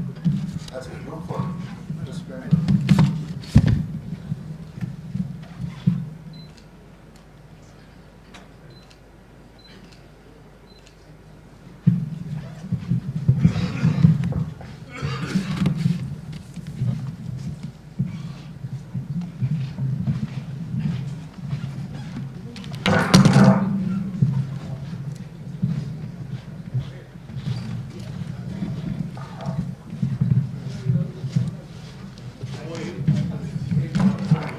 It is my great privilege and a moment of immense honor to warmly welcome our esteemed chief guest, Dr. Ajay Chaudhary, to this distinguished gathering on the occasion of 40th Foundation Day of INAE. We are truly grateful for his gracious presence and for taking the time to be with us today. Dr. Ajay Chaudhary needs no introduction, but to inspire the young minds, here's his brief introduction. Dr. Chaudhary is a pioneering force in India's technology landscape and a co-founder of HCL. He led HCL's global expansion into Singapore and across China, Hong Kong, and later transformed HCL Infosystems into a market leader in hardware, systems integration, and mobile distribution. A key architect of India's electronic system, he has advised the government since 1999 and chaired a landmark 2009 task force under Ministry of Electronics and Information Technology that shaped the national electronic policy. He currently chairs the mission of governing board of the National Quantum Mission and is a distinguished fellow of Niti Aayog. Honored with Padma Bhushan, Dr. Chaudhary has received numerous accolades, including Lifetime Achievement Awards in the electronics and ICT sectors. Known as the father of Indian hardware, he championed self-reliance through initiatives like the EPIC Foundation. A committed philanthropist, he founded the Swayam Trust to promote education and women's empowerment, including the Aspire Scholarship for engineering students. He's also an active startup mentor and investor associated with Indian Angel Network and has backed over 70 ventures. Dr. Chaudhary holds a degree from a Jabalpur Engineering College and has received multiple honorary doctorates. His memoir, Just Aspire, Notes on Technology, Entrepreneurship and Future, reflects his vision for India's technological future. As a symbol of appreciation and reverence, I request Professor Santanu Chaudhary, Vice President INAE, Dean and Professor, Vishani School of Advanced Computing, Ashoka University, former Director, IIT Jodhpur, and Professor, IIT Delhi, to welcome our chief guest, Dr. Ajay Chaudhary, by presenting a bouquet.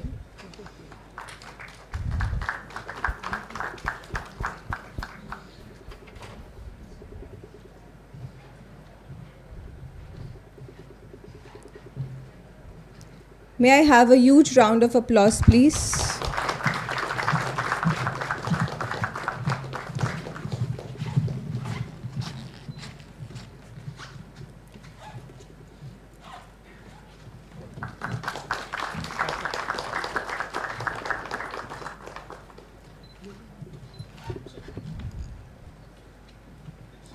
Thank you.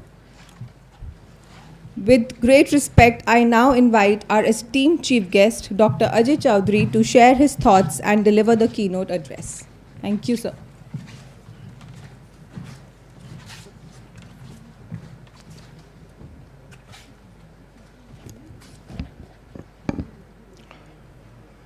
Good morning. I hope everybody can hear me at the back. Great.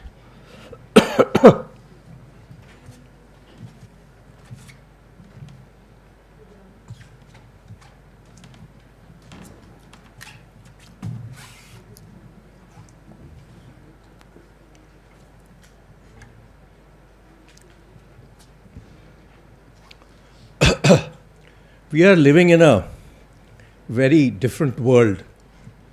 And last 2 years, especially due to one person, the world has changed. And the world used to be a multipolar world. It seems to have become a unipolar world. Fundamentally, what that means is that every country is on its own. And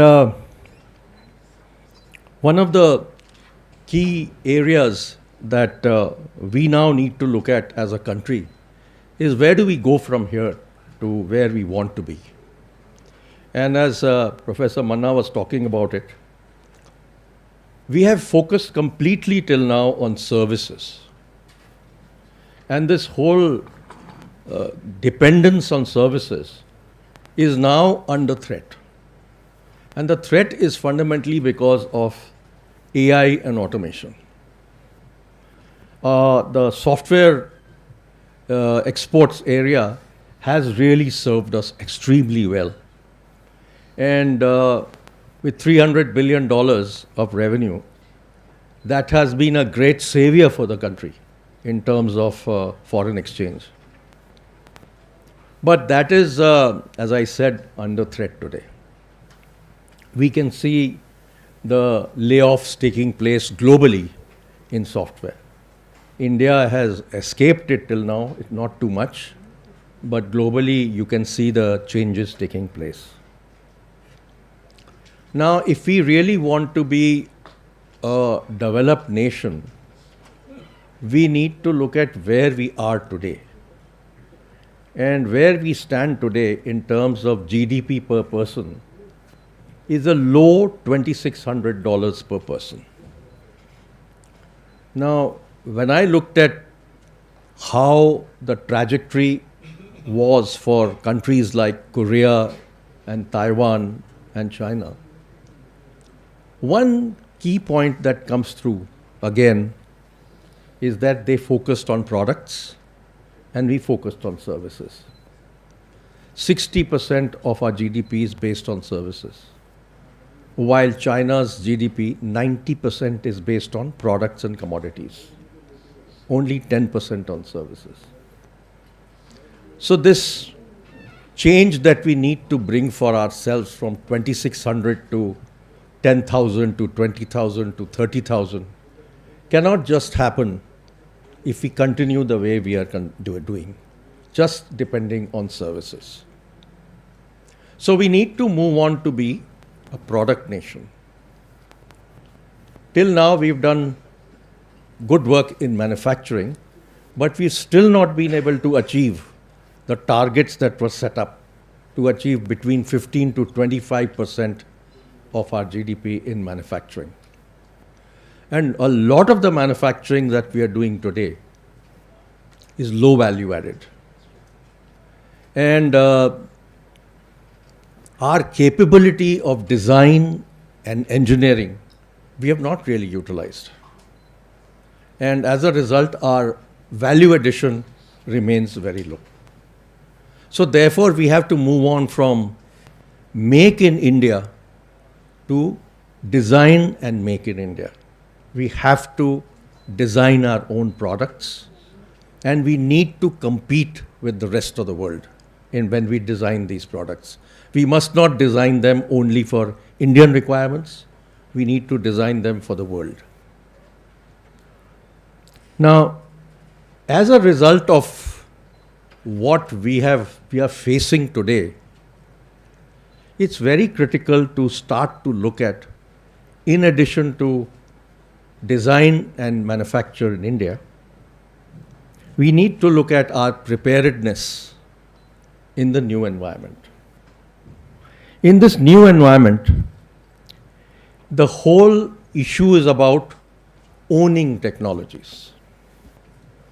And therefore, critical technologies, and mostly technologies that are used pretty much every day, we need to make it ourselves. We need to now own technologies rather than depend on global technologies. Clearly, we have seen the things that have happened in the last 1 year. Technology has been weaponized, and we have seen absolutely unreal stuff happening, okay, with the targeted surveillance and attacks that have taken place. Today's wars are digitized. Many years ago, intelligence chief in the Senate of US, Ben Sasse, made a very interesting statement. And that statement said, the next wars will be fought with semiconductors. What are we seeing today?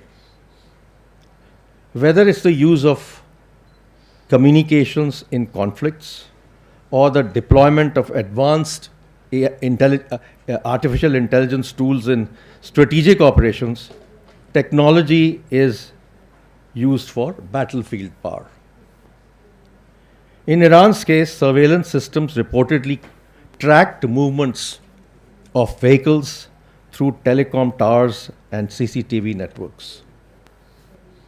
So literally, technology has become a double-edged sword. It empowers, but it also exposes.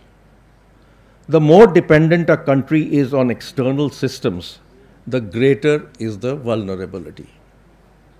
Today, global digital monopolies dominate the landscape, wielding influence across borders. The United States controls software ecosystem, while China dominates hardware. Between these two poles, most countries, including India, remain dependent. Our digital backbone, including cloud infrastructure, search engines, social media platforms, semiconductors and servers, is largely controlled by foreign players. Apart from our success in building DPI, the digital public infrastructure, which is of course unique and is the only single large product that India has ever created, we own very little of the core technology stack. In a world where technology is increasingly used as a geopolitical tool, such dependence poses strategic risks. So today, economy and technology have got deeply connected. Today, till yesterday, economic power was considered the most important thing for any country. Today, economics is dependent on technology. From cloud services to messaging platforms, much of India's data resides with global vendors. On the hardware side, dependence on imports, particularly from China, remains significant. Although the manufacturing of phones has increased and our electronics manufacturing has increased, the imports from China also increased last year, more than $100 billion. This situation, we are fundamentally squeezed between the US and China. and the supply chains are also controlled by them. Well, the risks are quite real. In most of our critical products, we use Chinese chips. And Chinese chips can have backdoors, and they can send data back to China. And it's not that it's not happening, it's already happening. Recently, there was a case where CCTVs in India were used by Pakistan during a campaign that they recently did, and they took help from China to do that.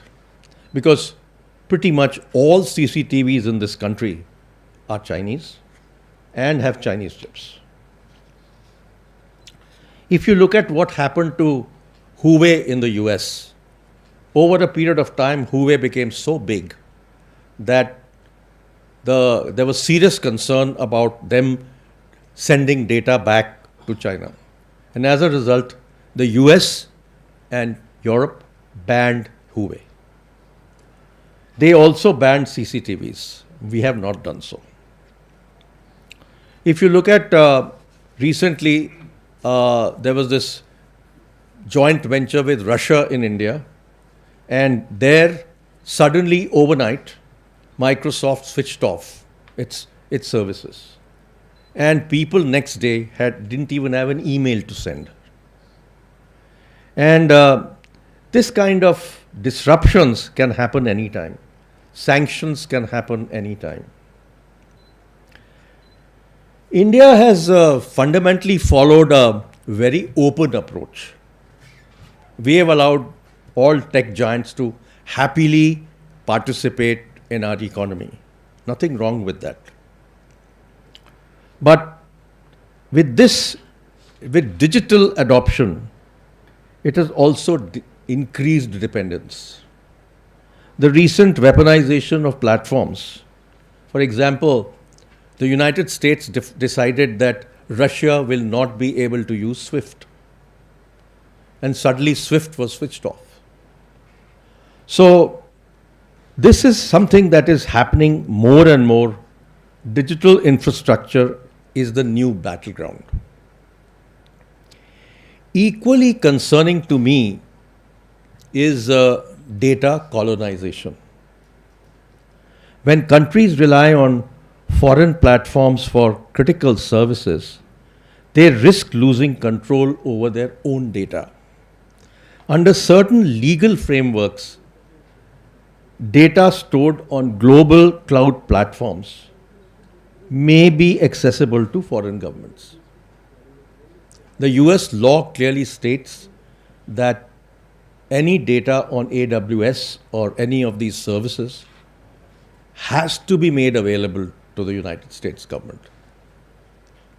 And we are happily using such services in the country, including in the government. So basically, what are we looking at? We are looking at sovereignty and security together. Satellite systems, navigation platforms, and communication networks can then be controlled or disrupted. Reliance on external systems like GPS carries risks, as we could see during Operation Sindoor, where we did not rely on GPS and we used our own NAVIC. But even, as a matter of fact, today, NAVIC is non-operational. Okay, so we have a serious issue here where we do not have a GPS equivalent.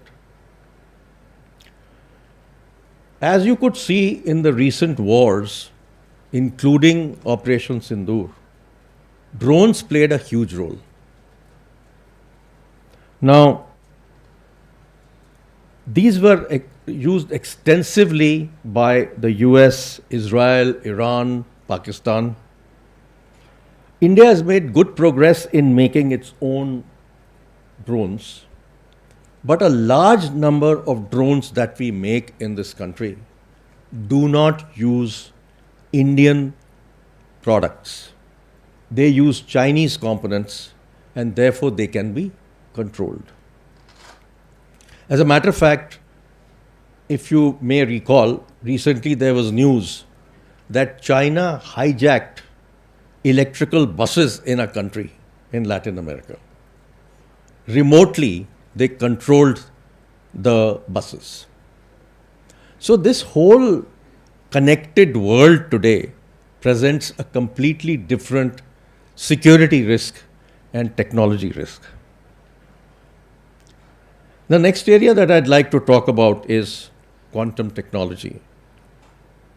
India has started to work very deeply in creating its own quantum capability in computing, in communications, and in sensing.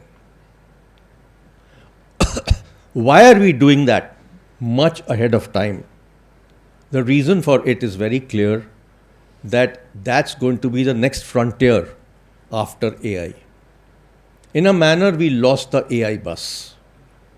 In a manner, we lost the semiconductor bus. So many buses we have lost. But this time, the government took the decision of starting the National Quantum Mission right on time. Despite that, we are still trailing in quantum computing. When we started the National Quantum Mission in January of 2024, we were sitting at 7 qubits quantum computer in India. And for those who may not know qubits, basically in case of classical computers, we use 0 or 1. In the case of quantum computers, we use 0 and 1, and these are called qubits. Now, what is the status today as far as quantum technology is concerned in India? Is that from 7 qubits, we've gone on to be 64 qubits this year. Our target is to achieve 1,000 qubits in 8 years. So it's still a long journey. In addition to that, but the good news is that in quantum communication, we are world class. We have recently demonstrated that we can secure a 1,000 kilometer fiber using domestic indigenous products called QKD, and this has demonstrated that we today have capability to actually protect our networks. And why is that so necessary? The reason why it's necessary is that Q-Day is approaching any time. And what is Q-Day? Q-Day is when a quantum computer will break our existing RSA cybersecurity. Now, till now, it was thought that it's about 10 years away. But recent advances in technology are clearly stating that it's not more than 3 to 5 years away. That means by 2029, 2030, we must protect the country's networks through quantum communication technology. And we must make ourselves quantum secure. So to enable that, in the National Quantum Mission, we set up a task force. And we have directed all organizations in the country to start to work on replacing RSA and integrating quantum communication, quantum secure communication. And this is essential if we do not want to see our financial systems going down one day. And the reason for it is that we should be very, very concerned that we have no idea what our neighbor is up to. China could have a quantum computer very, very powerful, which could crack our cybersecurity. But we do not ever know what is China doing. In Europe and US and other countries and in India, we know where we stand in terms of quantum computing capability. But in the case of China, we have little knowledge, and it's a very opaque system, and we have little knowledge of where they are. So suddenly overnight, in 28, 29, a Chinese quantum computer could bring down our complete financial systems and our electrical grids, which of course will be a complete disaster. So to prevent that, the country has to now secure itself in all critical areas like financial systems, like electrical grids, like telecom, like security and defense. That has to be priority 1. Priority 2 has to be other enterprises, because every enterprise's information and data will become insecure. But that we are talking about the future. Something else is happening in this area. It is called,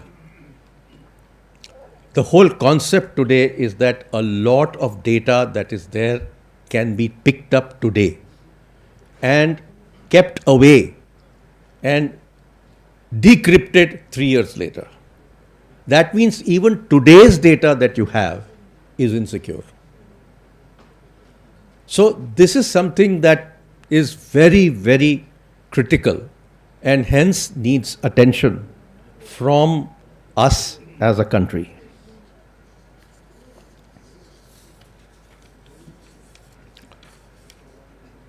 Now, technological self-reliance means moving beyond assembling imported components to designing and owning key technologies. And where is the problem? The problem today is that how many engineering schools in this country teach students how to make a product? It's all about theoretical knowledge. There is really hardly any institute in the country that is focusing on teaching how to make a product. And unless we changed our curriculum and we changed the way we teach engineering in this country, we are not utilizing our brains. We are not utilizing our design capability, which exists in huge numbers. How have we succeeded in software? It is because of our brain power. But here in the country, we are not using it. And therefore, engineering curriculum needs a huge change. Literally every engineering institute has to have a product design and product making capability. And students need to be taught design to manufacturing. This is something completely missing. It's only a few institutes that have taken it up on outside the curriculum, but within the curriculum, it doesn't exist. So, you know, I think I want to tell you what the other countries have done to protect themselves. China learned this lesson long ago, that they need to protect. And therefore, they created something called a Chinese firewall. That ensured that the data of Chinese citizens and businesses remains in China, accessed only by Chinese companies. For example, China does not use any of the American cloud services. They are not allowed to use. Now, the other thing that China did was that they themselves used to steal data and steal information. What they did, knowing that very well, in every government office, they do not allow any other product than a Chinese product. Whether you use a PC or you use a tablet or you use a phone or you use a networking equipment, it has to be Chinese. So look at the way they have protected the country. Now, if you see in 2022, France renamed its finance ministry. Now, this is very interesting. They renamed their finance ministry as Ministry of Economics, Finance, and Industrial and Digital Sovereignty. So you can see the importance countries are giving to sovereignty, technology sovereignty, digital sovereignty. All IT products in government now have to be French. Germany has replaced Windows with Linux in government offices. So these kind of changes have happened. We are still trying to find a way for us. A while ago, some of the government departments decided to use Zoho and start to use a local email system. But the percolation of this has not happened all over the country. It has probably happened in some central government offices, but that's not the country. Each state has to do this, and they have not done it. So I think this battleground shifts from land and resources to data, algorithms, digital infrastructure. India cannot afford to be a passive participant in this transformation. It must act decisively to secure its technological future. In a world where technology is increasingly weaponized, sovereignty is not just about borders. It is about control over systems that power the nation. So I think we are sitting at a serious inflection point. We know what our challenges are, but we cannot afford to shove it under the carpet. We now need to take action very quickly. And I think this is really where all of us can play a role in convincing the government to actually start taking a clear decision on becoming technologically sovereign. We have so many areas to work on. The task is big, but if we do not start now, I think we would have lost the battle. And we know that China used Pakistan as a proxy to test all its weapons and used drones which could be controlled. So recently we did an exercise with the defense, and we proposed from the National Quantum Mission that how can we make sure that the drones cannot be hijacked? Because the challenge is that any drone can be hijacked. So what we have done is that we have put a quantum secure chip in drones, and we recently tested it, and we found that this was extremely valuable, and this is the kind of action we need to take in literally every product. And just the communication links all over the country are not what we have to secure. We have to secure the edge products also. We have to secure our PCs, we have to secure our tablets, we have to secure our phones. Today, defense forces use open communication on phones for all their work. Only in certain areas they're using a specialized phone. But generally, all government offices, defense, everybody uses a normal phone. It is open to serious issues in terms of security. So I think I just wanted to today point out that not only do we need to work on becoming technologically sovereign, we also need to go deeper into our curriculum and teach our students to move from just services to products, as well as help them make products, design products. There have been, some universities and institutions where they have got tinkering labs. But we need to take the tinkering labs to actually being part of the curriculum.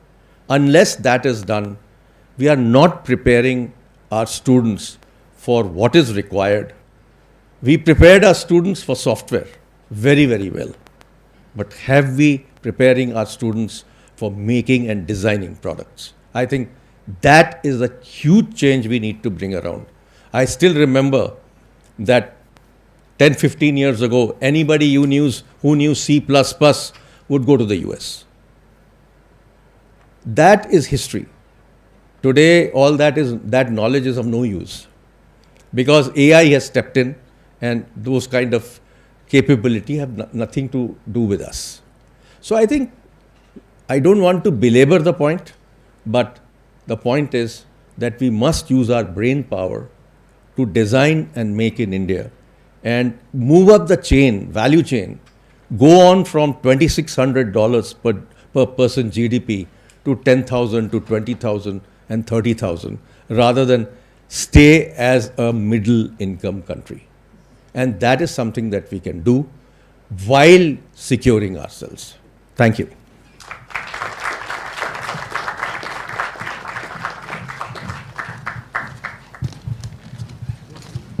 Can we have one or two questions? Sure.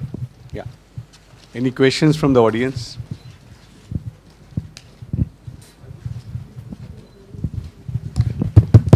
Good afternoon, sir.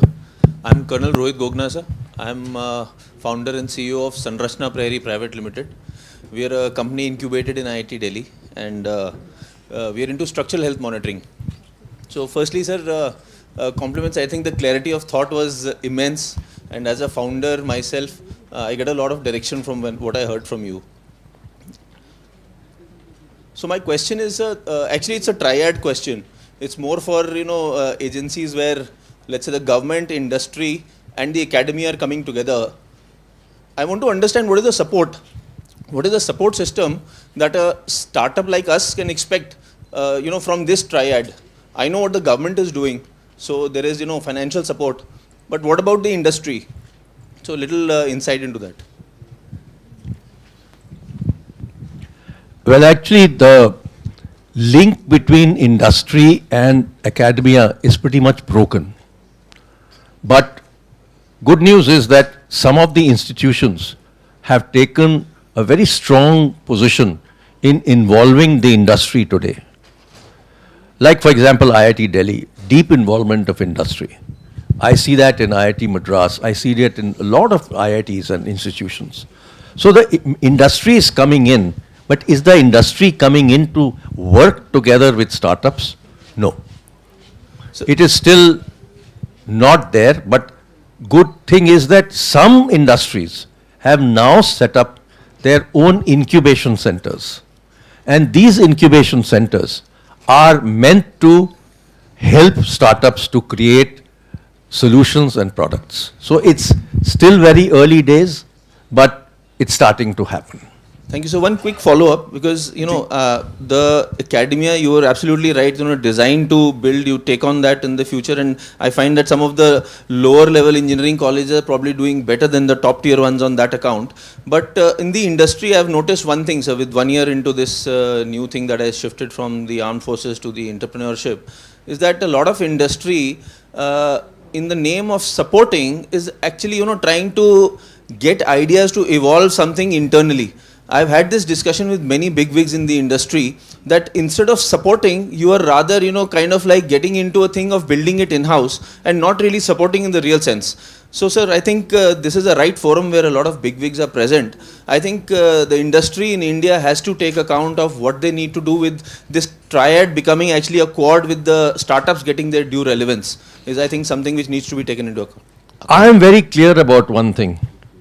Innovation fundamentally happens in small companies. Innovation is part of entrepreneurship.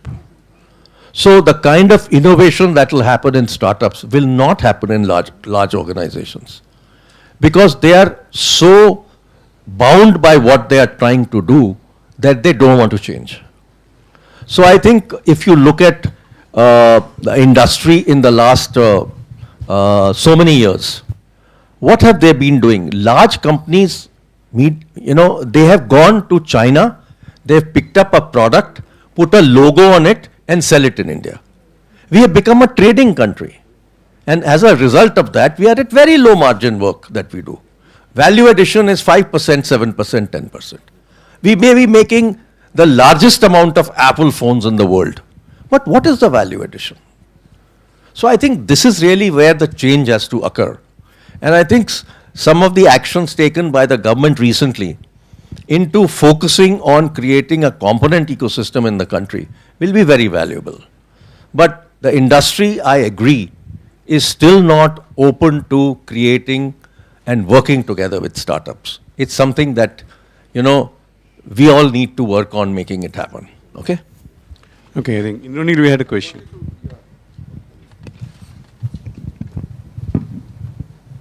Dr. Chaudhary, it's more of a request and a comment. The request is, you know, everything that you touched upon, I couldn't find a single item where we don't agree.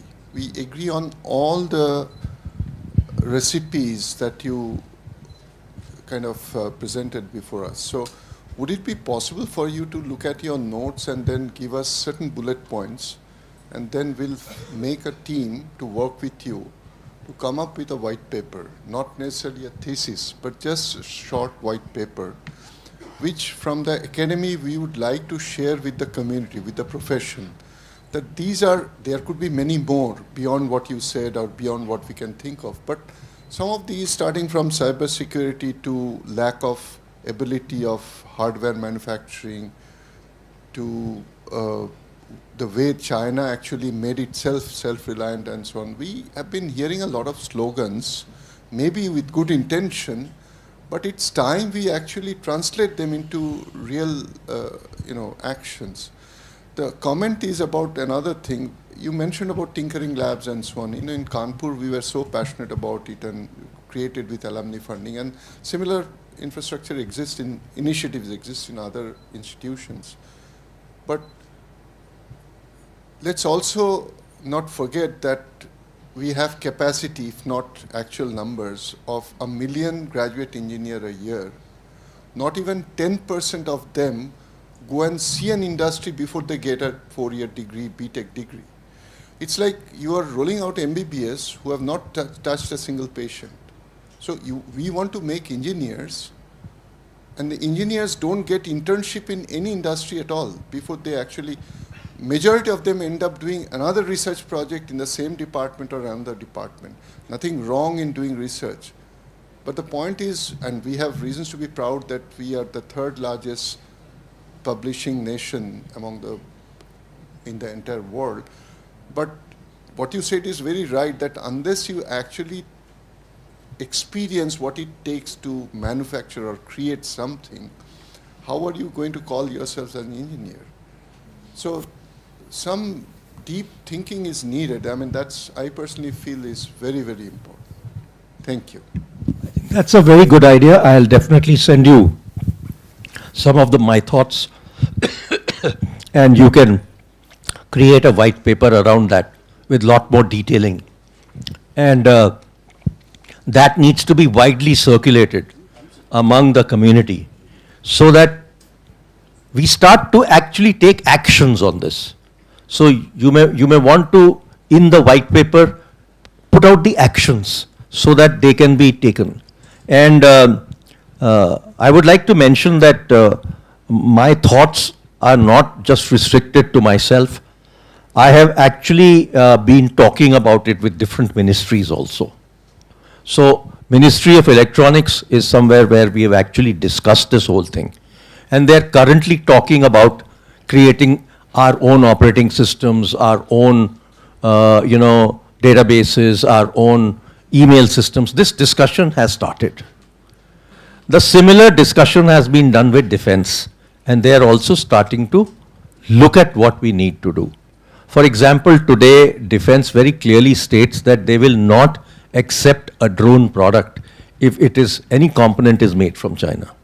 So these kind of changes are happening, but I think we need to do it widespread. We need to, in every area, we need to think like what China did. If you look at what China did, they created equivalents of everything. So we need to have an AWS equivalent in this country, right, because we are losing data. And this is something that we are not able to action. But some of this work, I have done with my colleagues and we have started to talk about it. But I think it needs much wider acceptance. And is not just acceptance, is the urgency of acting on it. The urgency is something which is you may want to bring out, because we can't sit back and say, we'll take 5 years to do this. No, we don't have that 5 years. So I think that's really where we need to act. I think we are at the juncture where we have to act immediately. And I think this kind of the white paper can actually initiate that move. I think Sanjay has a question and then I shall come back. Yeah, thank you, sir, for a very inspiring lecture.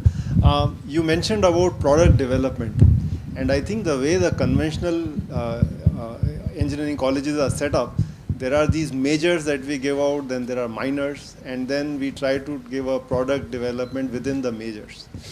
But I think if you look at a typical engineering graduate, those who succeed into making products, more often than not, they make products which are beyond what they were trained in because of certain circumstances. So do you think the time has come where we remove these boundaries of majors, at least in the engineering education, and in fact they should become minors, and the focus should be on products? And so if I am an aerospace engineer, I really don't graduate as an aerospace engineer. I have a specialization which is engineering, and I am trained into making a product, and maybe I can get a few minors along the way. What do you think of this idea? It's a pretty interesting idea. The key thing is to convince AICTE and other regulators that that's what we need to do. They are not easy to convince.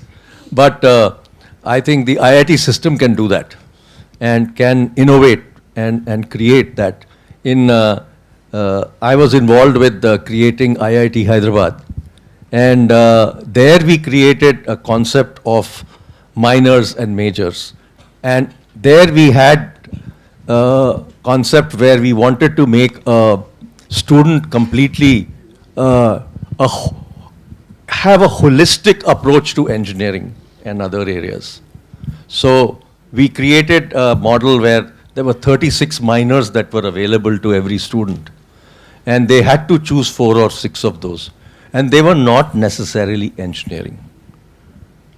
In fact, IIT Hyderabad had that engineering science BTech. I think following that program, we also started something at IIT Jodhpur also in that direction. So Yeah. My name is Sanak Mishra. I have when I have discussions with political masters, the issue that comes up in their mind, I find, is security versus prosperity. So, they don't know where the balance is actually.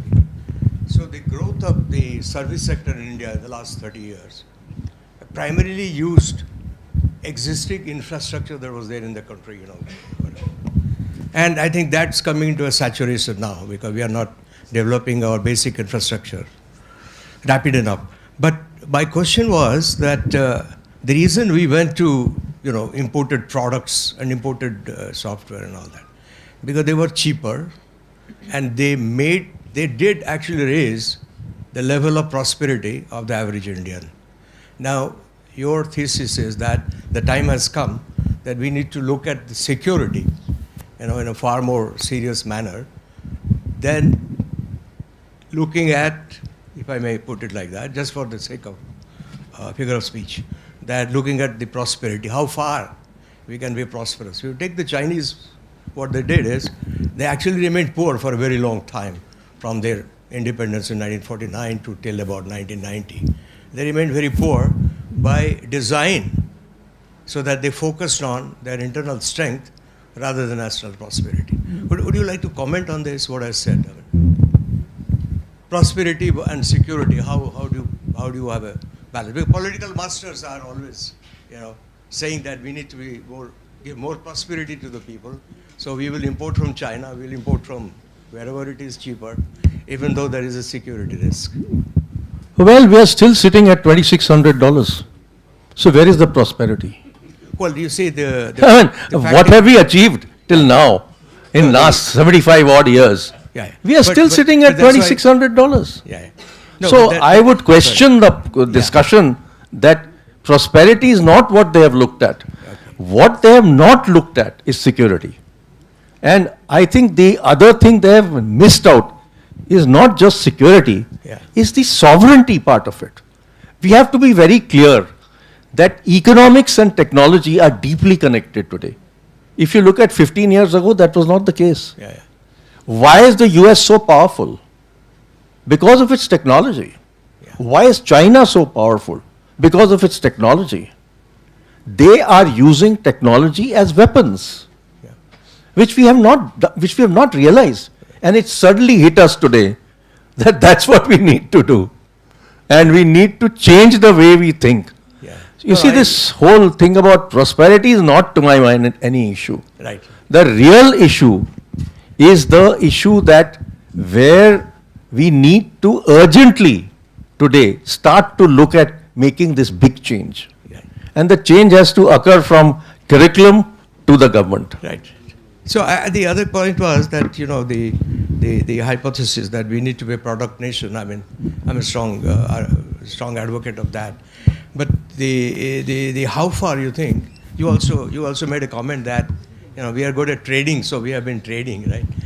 But how do we move from a hypothetically trading nation to a product nation? Do you think the government policy today, as it is taking us in that direction, or what needs to be done more? Good news is that a major announcement took place from the government last year, which was to set up an R&D fund of 1 lakh crore.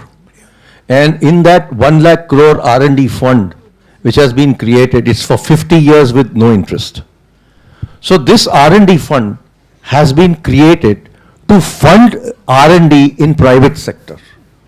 For the last so many years, we have funded only government research institutes. Absolutely. We have not funded the private sector.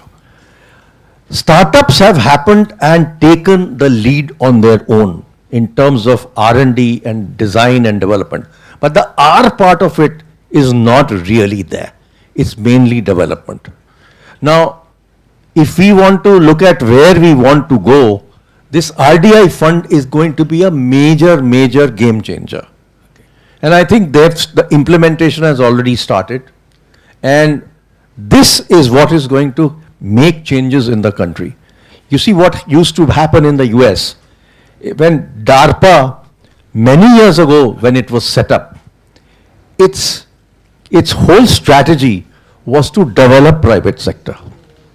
So what did they do? They would take a challenge and say, here, there is a product that we want you to make. If you make this product, we will buy a lot of this product from you. And so what they did was they were able to scale up the businesses by giving government business. It does not happen in India. In India, all kinds of tenders will be put out to support foreign products.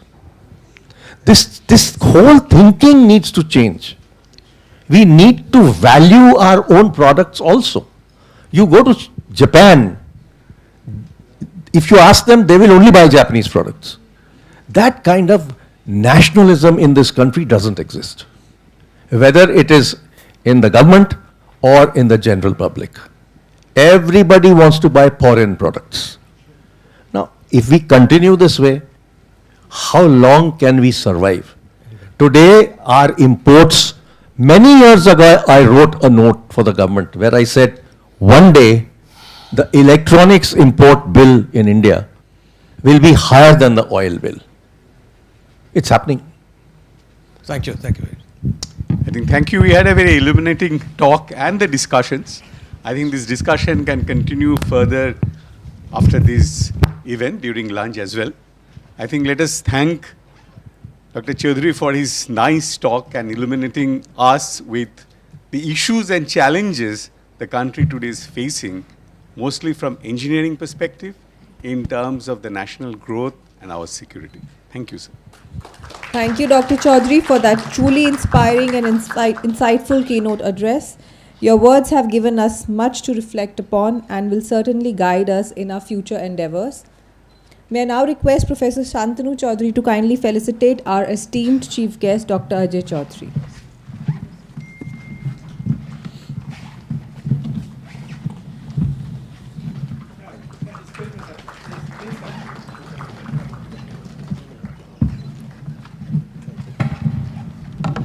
Let's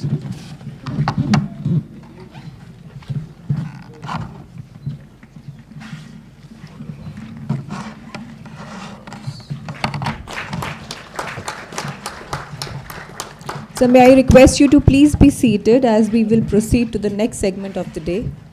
Please, sir.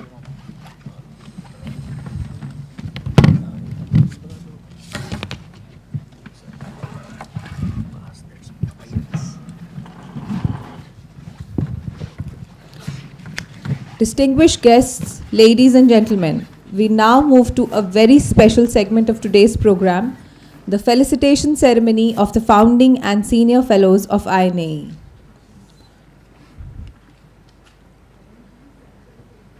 This moment is dedicated to honoring those visionary leaders whose wisdom, commitment, and pioneering contributions have shaped the journey of Indian National Academy of Engineering.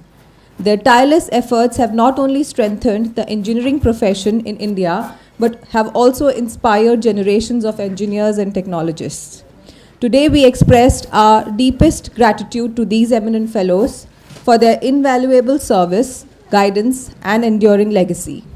May I invite these visionary leaders who grace us with their presence today, Mr. Paritosh C. Tyagi, Consultant in Environmental Management and formerly Chairman, Central Pollution Control Board, New Delhi.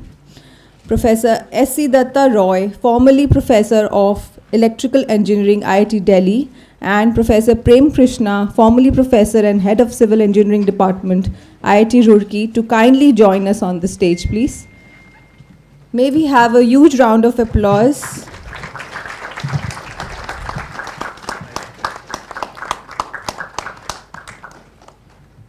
May I also request Professor Shivaji Chakravarti, Vice President INAE, to please join us on the stage and read out the citation of these visionary leaders.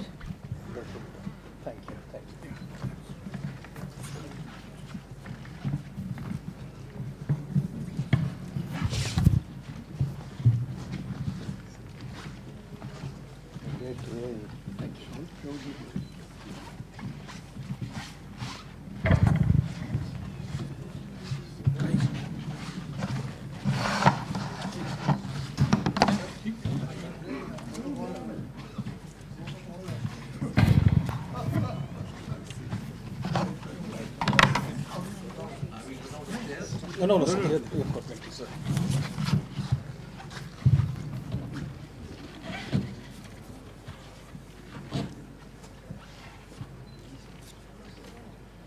So welcome to this very special session. So first I read out the citation for Professor Prem Krishna. It is with great regard and respect that on behalf of INAE, I am privileged to present a brief profile of an eminent academician and stalwart, Professor Prem Krishna, formerly Professor and Head of Civil Engineering Department, IIT Roorkee, who was elected to INAE Fellowship in the year 1987, the year in which INAE was founded. He is affiliated to Engineering Section 1, Civil Engineering. He has made significant contributions in the areas of structural engineering, wind engineering, and long span structure. He is founder president of Indian Society of Wind Engineering and former president IAWE, and was conferred the International Association for Wind Engineering Presidential Award for contributions to wind engineering, particularly in low-rise structures, development and leadership. He obtained his BE Civil degree from University of Roorkee in 1959 and ME Structures in 1961 and PhD from Imperial College London in 1964. After which he joined University of Roorkee as a faculty. Professor Prem Krishna served as Vice President of INAE during 2008 to 2013 and was member of Sectional Committee 1, Civil Engineering, for 3 terms. During his tenure as Chairman of the INAE Forum on Civil Infrastructure, Reports on Housing in India, Challenges and Way Forward, and Urban Transportation, Challenges and Way Forward were brought out. He was co-author of the INAE Research Study Report on Assessment of Civil Engineering Inputs for Infrastructure Development and co-editor of INAE 2037 Vision, Mission and Values document. Professor Prem Krishna was chairman task force for the compendium on landmark achievements in engineering and technology in independent India, compiled by INAE as part of the Azadi Ka Amrit Mahotsav celebrations, released at national level by Dr. Jitendra Singh, Honorable Minister of State Independent Charge for the Ministry of Science and Technology and Earth Sciences during the National Science Day function in 2023. He also authored an article in the INAE Mind of an Engineer Volume 2 book reflecting his personal experiences that made him an accomplished academician and researcher. He played a key role in the first INAE Technology Conclave 2025 at IIT Bombay on the theme Sustainability of Civil Infrastructure in India. Professor Prem Krishna has been honored with several prestigious accolades, the most recent being the Lifetime Achievement Award from IIT Roorkee Alumni Association in 2026 and the Lifetime Achievement Award 2025 by the Indian Concrete Institute. He was elected as an honorary fellow of the Indian Association of Structural Engineering and conferred the IIT Roorkee Distinguished Alumnus Award in 2012. Professor Prem Krishna, apart from his distinctions is respected for his gentle demeanor, reliability, and a positive team-oriented attitude that makes collaboration seem effortless and delightful to work with him. On behalf of Mr. J.D. Patil, President, Indian National Academy of Engineering, I have great pleasure in felicitating Professor Prem Krishna for his outstanding engineering achievements as a dedicated teacher and researcher and his exemplary contributions, thereby enriching the technical activities and programs of INAE. We wish him good health and cheer always. Let's give a big hand to Professor Prem Krishna.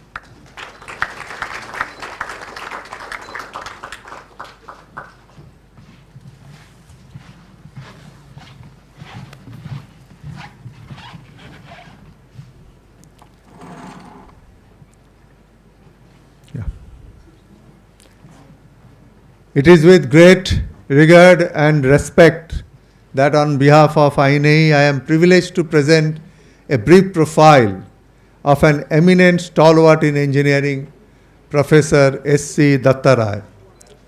Formerly Professor of Electrical Engineering, IIT Delhi, who was elected to INAE Fellowship in the year 1987, the year in which INAE was founded. He is affiliated to Engineering Section 6, Electronics and Communication Engineering. Professor Dattaray obtained his MSc Tech degree in Radio Physics and Electronics from University of Calcutta in 1959 and his DPhil degree also from University of Calcutta in 1965. His teaching and research experience include teaching at the University of Colliani, University of Minnesota, USA, Iowa State University, USA, and University of Leeds, UK, and a long spell of over 4 decades at IIT Delhi. He is renowned for the excellent quality of his research publications in high-impact peer-reviewed journals and for his superb guidance of doctoral students for their PhD degrees. His research have been recognized by several national awards, including the Shanti Swarup Bhatnagar Prize, and through fellowship of the IEEE and of all the National Academies of Science and Engineering, and distinguished fellowship of IETE. Professor Datta Rai was also conferred the INAE Professor S.N. Mitra Memorial Award during the year 2017 for his seminal research contributions in the field of circuit systems and signal processing. He also authored an article in the INAE Mind of an Engineer book reflecting personal experiences and career paths of INAE fellows that have made them reach the pinnacles of success in the engineering domain. Professor Datta Rai has made sustained and deep contributions to INAE in various capacities as Honorary Secretary during the period May to August 1995 and editor of publications from 1987 to 1989 and again 1991 to 1995. He also served as member of Sectional Committee 6 for 3 terms.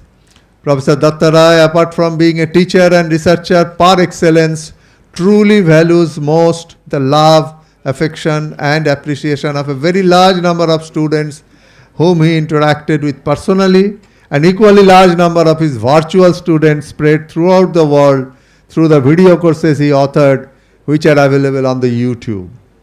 He has versatile and multifaceted interests and enjoys listening to classical music and researching on its history and the history makers, no less than the enjoyment he derives out of his professional work.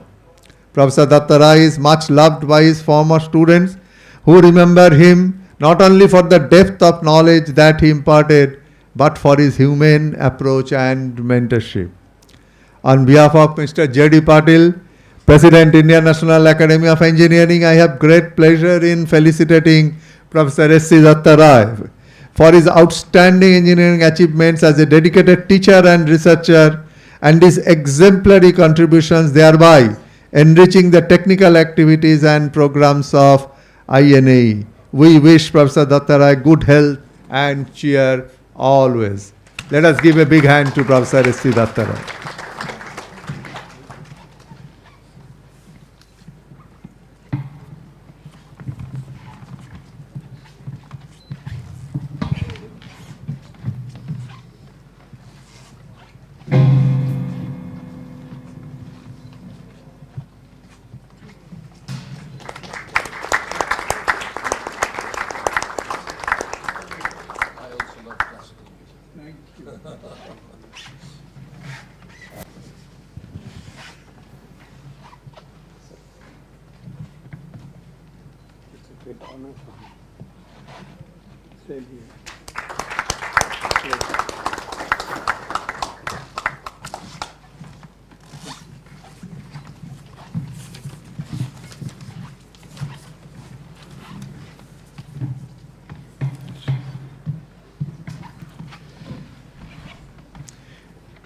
It is with great regard and respect that on behalf of INAE, I am privileged to present a brief profile of an eminent stalwart in engineering, Mr. Paritosh C. Tyagi, consultant in environmental management and formerly chairman, Central Pollution Control Board, New Delhi, who was elected to INAE Fellowship in the year 1987, the year in which INAE was founded. He is affiliated to Engineering Section 10, that is interdisciplinary and special engineering fields and leadership in academia, R&D and industry. Mr. Tyagi obtained his BE degree in civil engineering from IIT Roorkee in 1953, ME Public Health Engineering from All India Institute of Hygiene and Public Health during the year 1960, and also has an LLB degree.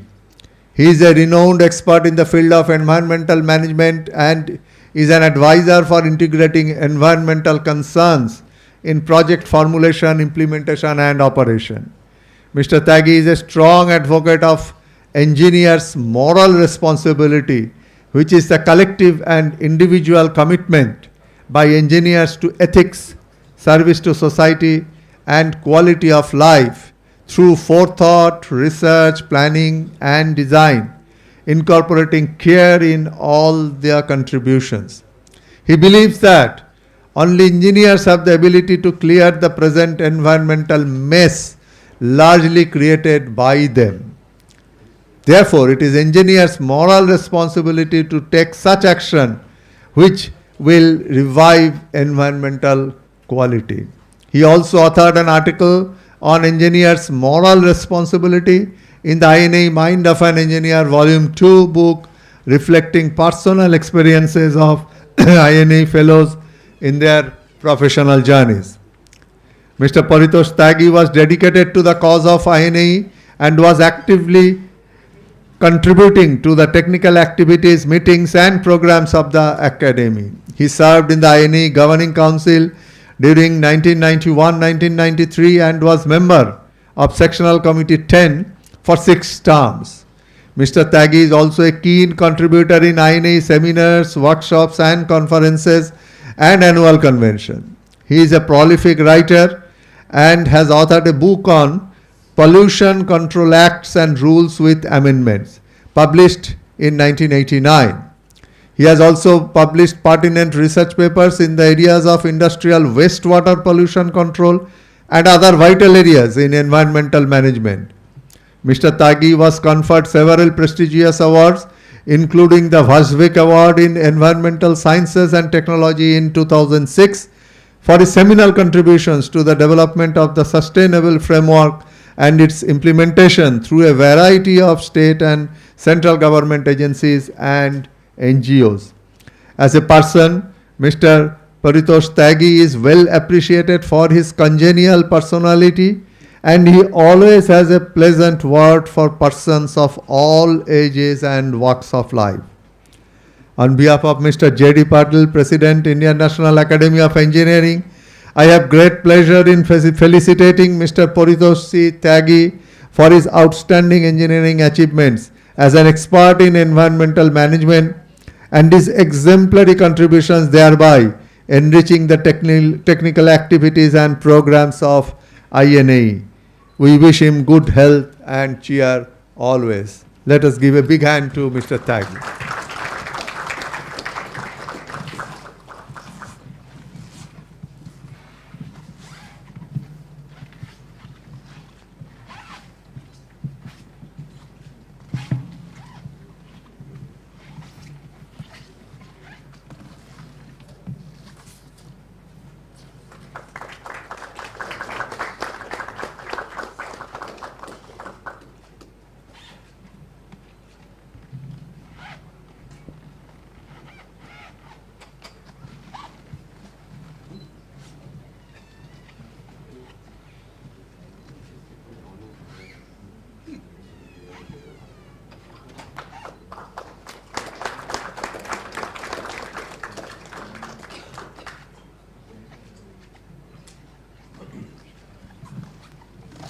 On behalf of Indian National Academy of Engineering, I extend a heartfelt gratitude to our esteemed fellows for their extraordinary contributions and lifelong dedication to engineering profession.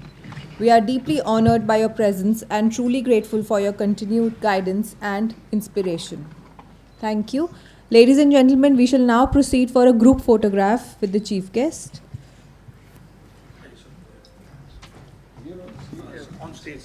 We request all the esteemed dignitaries. Kindly come with the dignitaries here. A group photograph with 5 of them, or 3 of them, please, all 5 of you. Then we'll request our leadership also. Please come, sir. We'll just push it back. Please come. Aye, sir. Absolutely, sir. Will be taken care of. Aye, please. Aye. Please. Aye, sir. Aye, sir.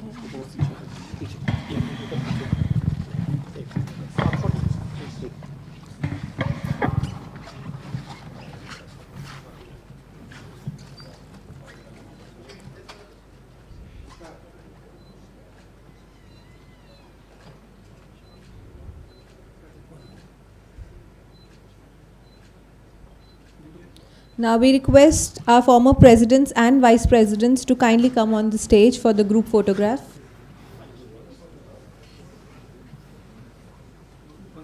Group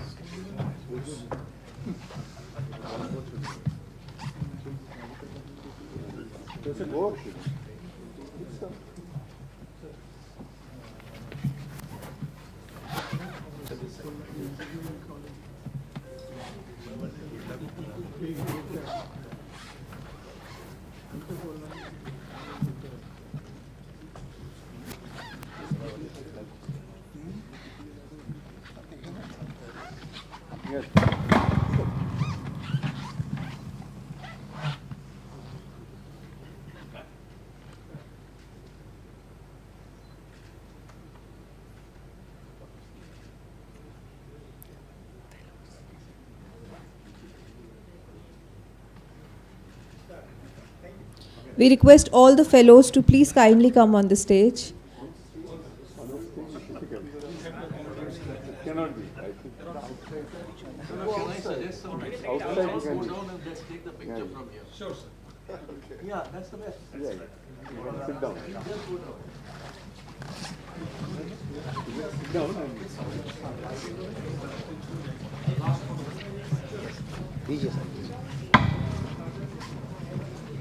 Maybe some of you just stay on the stage and raise the first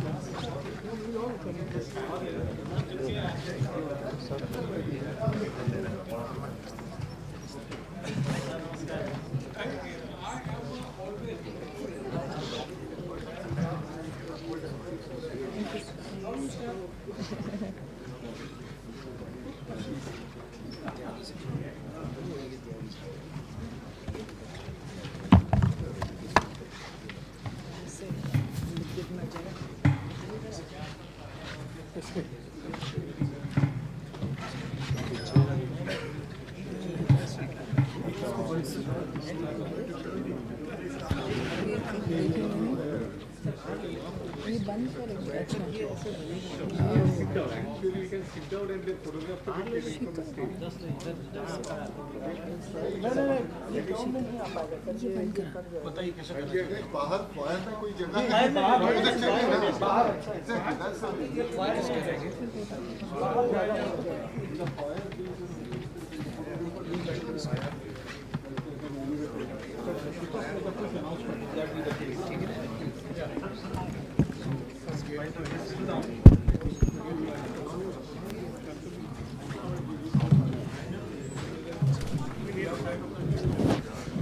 Ladies and gentlemen, I'm extremely grateful to Dr. Ajay Chaudhary, our chief guest for today, our former presidents, our eminent vice presidents and fellows for being here, and lovely students who have attended this function. We'll request you to kindly join us for a photograph outside.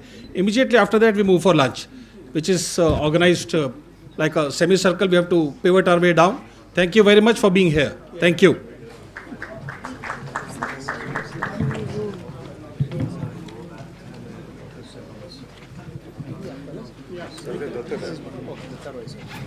Give it to me. Yeah. No.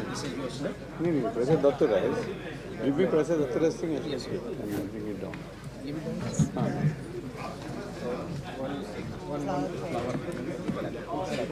I'll look